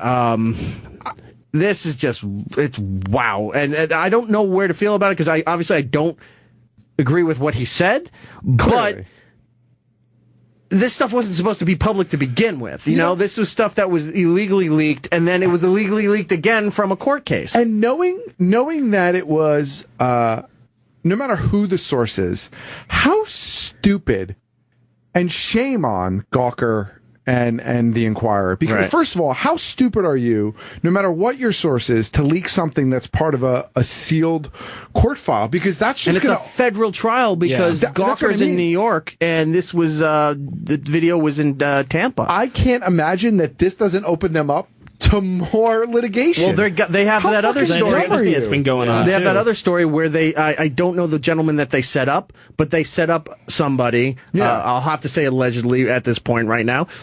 They allegedly set up somebody to expose them for soliciting for gay sex. Right. And it turns out, from everything that you're reading online, that Gawker was behind this thing to purposely set this person up as like a blackmail kind of thing. Yeah, Gawker is just like a plague upon society. Right. It's living up to its name. So they have that whole incident that's going to happen, that lawsuit. But this one's already been going for a couple years now when they purchased the tape. So here's the thing. Unfortunately, I don't agree with what WWE did, right? From a it makes sense. Like I don't agree with it on the surface. But at the same time, if I'm WWE, I get it. In a weird way. They're in that PG mentality right now. And I say that because not even if they're in there, but he's the biggest spokesperson ever, right, in the history of the company for the business, the business, right? And this is so in our society today, right? It's such a touchy, dangerous subject that for them to continue to use him as a spokesperson in any way, shape, or form, I think their concern is that how does that look upon them? And again, as a business, right? Right. That's a genuine concern. And everybody's going to say the freedom of speech thing and blah, blah, blah. It's not a freedom of speech issue, right? Let's always remember that it's not, because he's not getting prosecuted by the government for saying what he did. He lost his job. And I got to tell you, my job, right? I had to just sign a paper at my job that said, I'm responsible for stuff that I say on social media. Mm-hmm. And I'm responsible if a coworker overhears me saying something, and they could terminate my employment based on those things. I kind of get it. I don't agree with it. Right. But I get it. The thing is, you should be responsible. Lewis, talking, sorry. Yes. No. Talk sometimes. Hello, God. Is that you? That's okay, and I completely understand that. You should be held accountable for what you've said, maybe presently. Sure. But you should never be brought up on something that's that old. There should be a statute of limitations on racial comments, because you could have changed as a person. Right. And also the fact this wasn't publicly put out. This was the tape was illegally distributed, and then the transcription in court was illegally distributed, and everybody's reporting on it, but the two main sources that are claiming responsibility for the transcriptions are National Enquirer and Radar Online. So it's a knee-jerk reaction, but it's not an official release of what was happened. So how can he get in trouble for stuff he said privately that wasn't supposed to be released to begin with? I get all of that, but in the reality that is our society, we don't have the Men in Black flashy mind things. Yeah. Right. Once it's out there, it's out there. Once it's in the public forum, it's out there. Well, you got to think of this though. So think of the locker room. I mean, there are African American wrestlers in the locker room. It's similar to what happened with Donald Sterling and the Clippers. Sure. It's like how at that point, how can you continue to function when you know? I mean, obviously, like what was said, the tape is old, right? And it was released in a very strange way and potentially illegal way. But at that point, how can you move forward as an organization? Well, it's also like Paula Deen and the Food Network. That whole thing, that was another situation that was, I mean, in a lot of ways, that was similar, right? And there was no statute on that either. I get what you're saying, but in the public forum, people bring up shit that happened 20, 30, 40 years ago, and it's still a sensitive topic now. It never goes away. And I don't know what I would do in that position. I kind of understand the reaction. Whether or not I agree with it, I understand it. I feel like the reaction would be far more negative against WWE if they didn't, they didn't distance themselves immediately. Because the people would be like, why didn't you, this is wrong, even if he didn't say this here, you need to distance now. I mean, look at all the people who naysayed against the NFL for not taking immediate action when, was it the NFL? I don't even know, I'm not a sports guy. Who was the guy that hit his wife in the elevator? Ray Rice. Right. People gave the NFL flack for not reacting right away, and there was a slowdown in their reaction. So damned if you do. I mean, obviously it's not race. That was spousal abuse, but in the forum of sensitive subjects and how the public perceives things, that's the same situation. So what does WWE do? So where do you see it stopping? Is it ever going to stop? If you think about the Clippers owner, we're talking about a man who was in his own house, who was with a girl who recorded him on her phone. That's personal. Do you know when it stops? When does that stop? It stops when society stops caring. Yeah. Because as long as the people care and comment about it and give companies grief, as long as they protest the NFL, the Clippers, WWE, as long as those companies, SiriusXM, as long as those people you can't fault continue to do that. WWE as being responsible for this. I'm not saying they're responsible for. No, but what I'm saying you would is be perpetuating it if you left him as a part of the organization. Right. So it would make it worse. I think. I think probably they should have done is they should have look, we're not firing him. We're laying low off it's like you're going to sit out for a little while. We're going to take your stuff down. We're not firing until we see where this court case goes and everything else, because again, that material was not supposed to be released from the court case. It wasn't supposed to be released. It's not on public file. So why it got released by some other means, and now this guy is paying the price not only for the sex tape being out, but for his comments on there when that wasn't supposed to be out. I think it doesn't really matter that it got out. It's just the fact that it's out. It's out. He said Yeah. that's what I mean. all that matters. It doesn't matter that the laws were broken and maybe how it got out or how it's out. That's just all that matters. Unfortunately, once it's out, you just can't. You can't. No backsies. It's out. It's exactly what they said in court. No backsies. Yeah, no backsies. But then nobody's responsible for it then. I mean, he's responsible for his own comments. I get that. But the fact that it was all put out in all these different ways, then nobody is going to be responsible for this? They might be. No, Gawker's... Hold on. Honestly, Hogan should sue the fuck out of Gawker and the Inquirer. Yeah. Right. He is. He's suing it for the sex tape being put out. Okay? Sure. That was one part of the tape. That part was out. The other part of the tape is what he said, which wasn't out. So now that's out. So that's more people that he has to go after. No, isn't it Gawker and Inquirer that released it again? Isn't that what you said at the top of the No. Inquirer and Radar Online put out the transcription of what is on this tape. Okay, so then there's no audio, no video released of this other portion. The video that was released is the actual sex tape, which is what this lawsuit is about right now with Gawker. So not only is he having to deal with that shit because being leaked out, and he's got to deal with with Bubba, with Gawker. And now he has to deal with National Enquirer and Radar for putting this stuff out, which shouldn't have been out. So, where do you... It doesn't stop anybody from doing this shit. Everything is going to be put out because the lawsuits are going to take too long and there's too many people to sue to punish everybody who's doing all this shit illegally, and he's paying the price where they're not right now. I don't disagree with you. I don't disagree with you, but I like I said, I think WWE is in a position where if they react, they're damned. If they don't react, they're damned. And I think in their mind, the lesser of two evils is to react, because they'll take, I think, honestly, in our society, I think they will take less heat for firing him than if they kept him around and did nothing. If they did nothing, that heat would have been really ugly, really fast, and I don't know how quickly they would have recovered from it. Is anybody complaining about WWE right now? I'll be honest, I only scrolled and saw it on Twitter, and I was just like, I can't deal with reading any more of this negative stuff. But is anybody complaining that they fired Hulk Hogan? I mean, was he even still? Because I haven't seen any complaints. Or is he just like a person who works there? He hosts Tough Enough for their reality show, and he's gone from Tough Enough and they scrub him. Like if you go to the WWE website, he's gone. There's no reference to Hogan another on problem. the website. You can get mad at WWE for doing that, for a knee jerk reaction. Just like you can get mad at SiriusXM for doing what they did with Anthony for his situation last year. But then on the other hand, especially if you're a wrestler in the company, you can't say a word unless the company wants you to say it, or you have to agree with whatever the company does. If you're outside of the company, publicly, you can't really go against the WWE decision for doing what they did. You could say, I don't know if they should have reacted that fast, but that's about as far as you can go, because then it comes off you're defending Hogan's statements.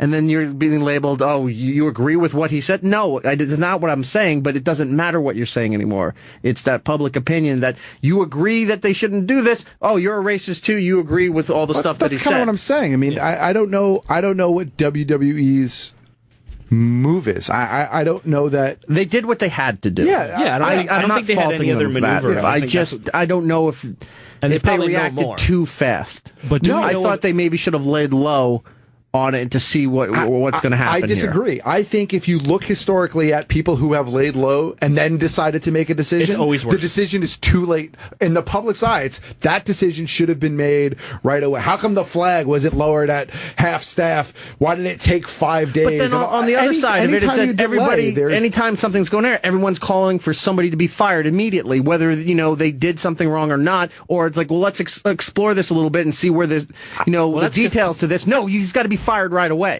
It's a shitty society. I don't know what to tell you, but unfortunately, the company is a company and has to continue to.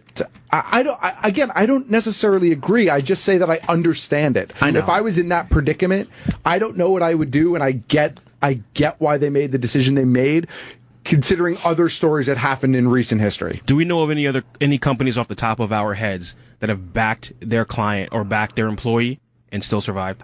Can we get like a couple of names out there that back their employees? I'm sure there are some. Like I'm sure there are. But and I'm going to say this too. I think race is like the top tippy top of the chain. Unfortunately, I think you're right. I think the race issue is there's no coming back from that. If he had made fun of fucking paraplegics, they might have been able to get away with lying low for a couple days. Yeah.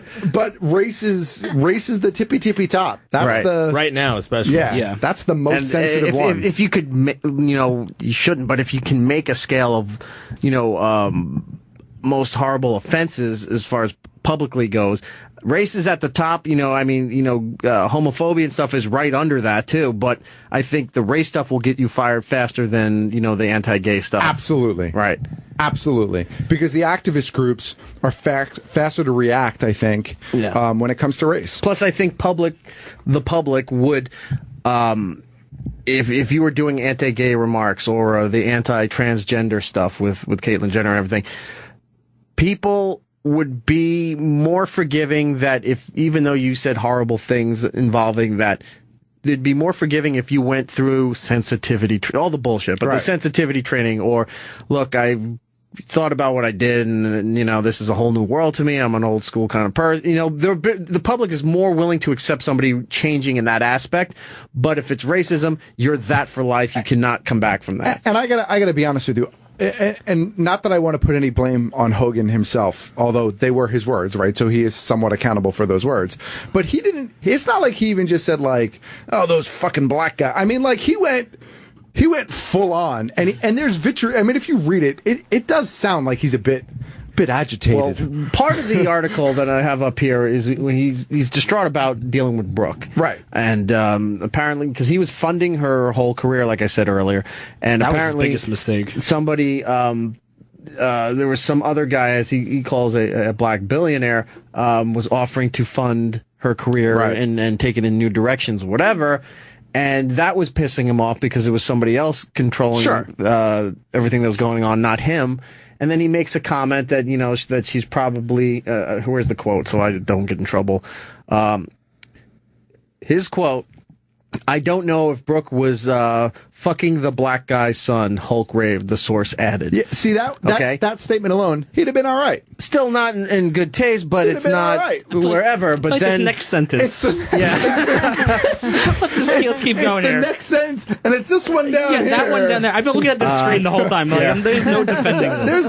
There's no defending those two. Thank God Hogan. for a software warning update that's blocking that paragraph. I mean, I don't have double standards. All right, I am a racist to a point. Effing N words. Yeah. These are his words. But then when it comes to nice people and shit and whatever. So he feels that he's getting screwed out of the business end of Brooke's career, where he helped build this thing, and it looks like she's jumping ship to go to somebody else. And then this is what starts off with his now when he uses racist stuff. When he uses the N word the second time there, I'd rather her wait, hold on. Oh boy. I'd rather have her marry an 8 foot tall. Even that one. Yes. Maybe you get away with that one. There's not a lot of anger in that statement. But then the following sentence, I guess we're a little racist. F&N. I mean, how do you say that and just be like, well, back up to the sentence you were referencing it's not earlier. even plural. It's just one. Yeah. Right. He said, he doesn't want her hooking up with black guys. Right. But he said, I'd rather, this is his quote, I'd rather if she was going to F some N, I'd rather have her marry an 8 foot tall N-word with $100 million like a basketball player. Right. So not only is he blatantly racist, but he's also implying racism in the same statement. I'm offended because I'm a short black guy, and that's bullshit. Well, Lewis, do you have $100 million?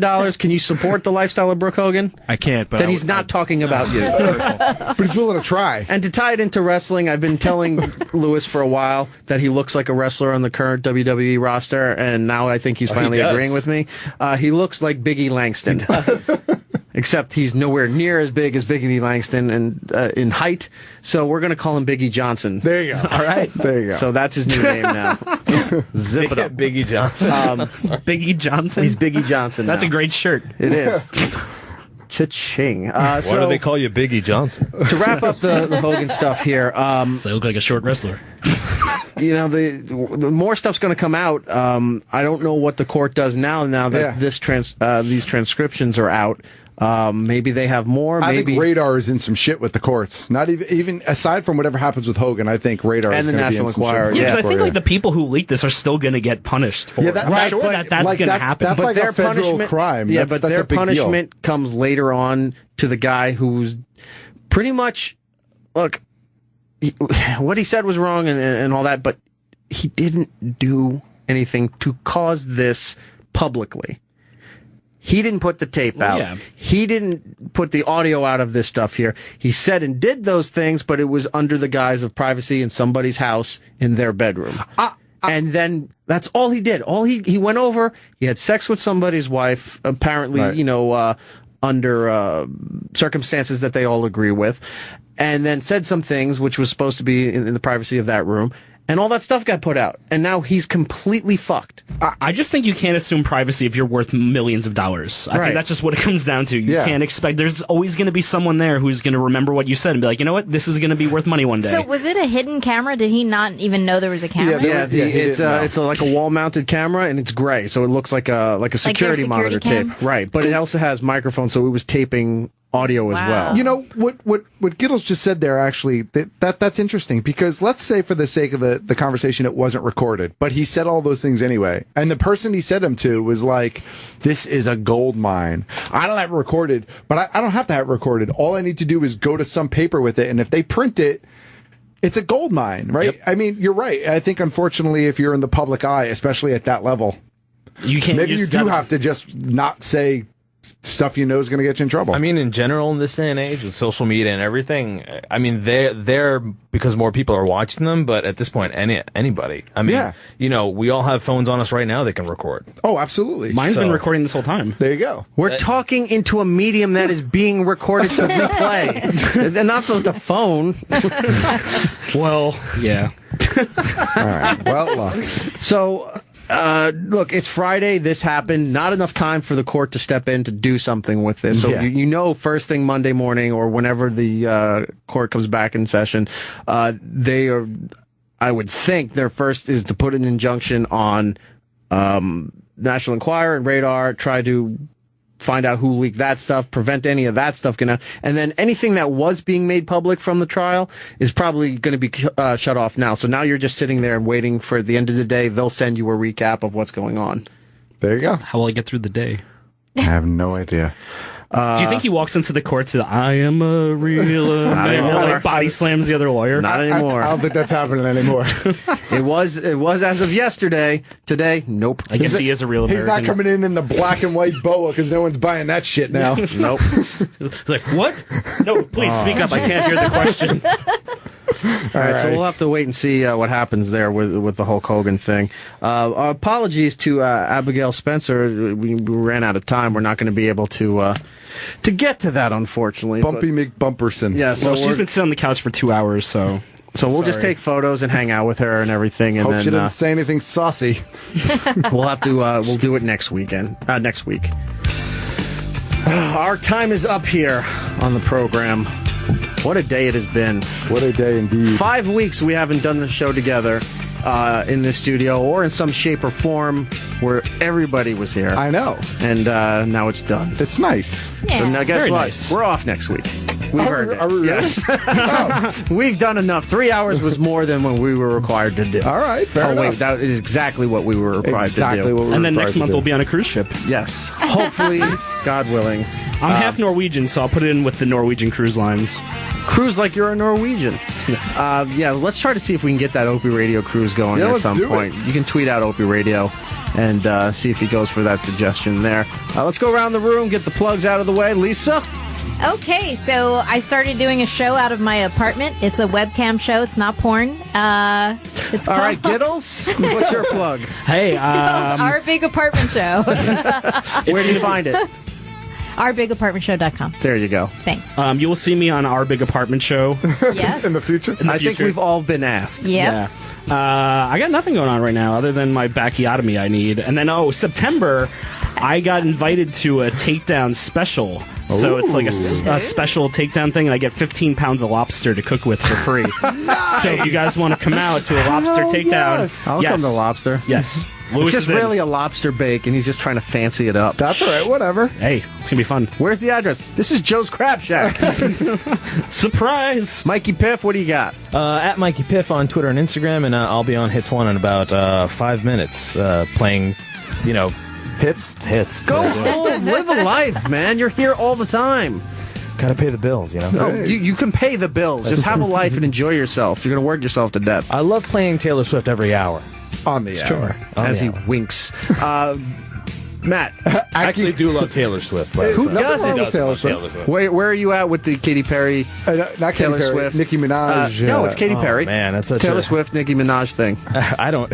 Who gives a shit about the MTV VMAs? It's a meaningless award show. Who gives a F? Thank you. MTV does. All right. Yeah, apparently. Yeah, because it's the only thing people watch on that channel anymore. I'm on Taylor Swift's side because she's gorgeous. At GeekStuffOG on Twitter and Instagram. Of course, check out bkgeekstuff.com for the podcast I'm on each week. And tomorrow, if you're in New Jersey and New York and you're going to the Garden State Comic Fest in Morristown, New Jersey, I'll be floating around all day. So stop by and say hello if you see me walking the floor. And maybe I'll give you a hug. There you go. It's Erik Nagel on Twitter, Facebook, YouTube. Please subscribe to all of those. E-Rock Radio on Twitter and Instagram from myself. Nate Faxon, thank you so much. Married on FX, Thursdays, 10:30 p.m., right after Bobby Kelly's smash hit Sex and Drugs and Rock and Roll, which, by the way, huge numbers for FX for the day and the plus 3 days, stuff like that. First time for a comedy for that network, which is amazing. Apologies to Abigail Spencer, at Abigail Spencer on Twitter. Rectify Season 3 on Sundance TV, Thursdays, 10 p.m., so you can watch that and watch Bob. DVR, do whatever you got to do to watch everything here. Seasons 1 and 2 are on Netflix. She's also on True Detective Season 2 on HBO. Jim Norton special, Contextually Inadequate, on Netflix right now. It's on the front page. Check it out. Next week on the program, it looks like Lego Brickumentary is going to be on the program, and Colin Jost from Saturday Night Live. So until next time, everybody, be seeing ya.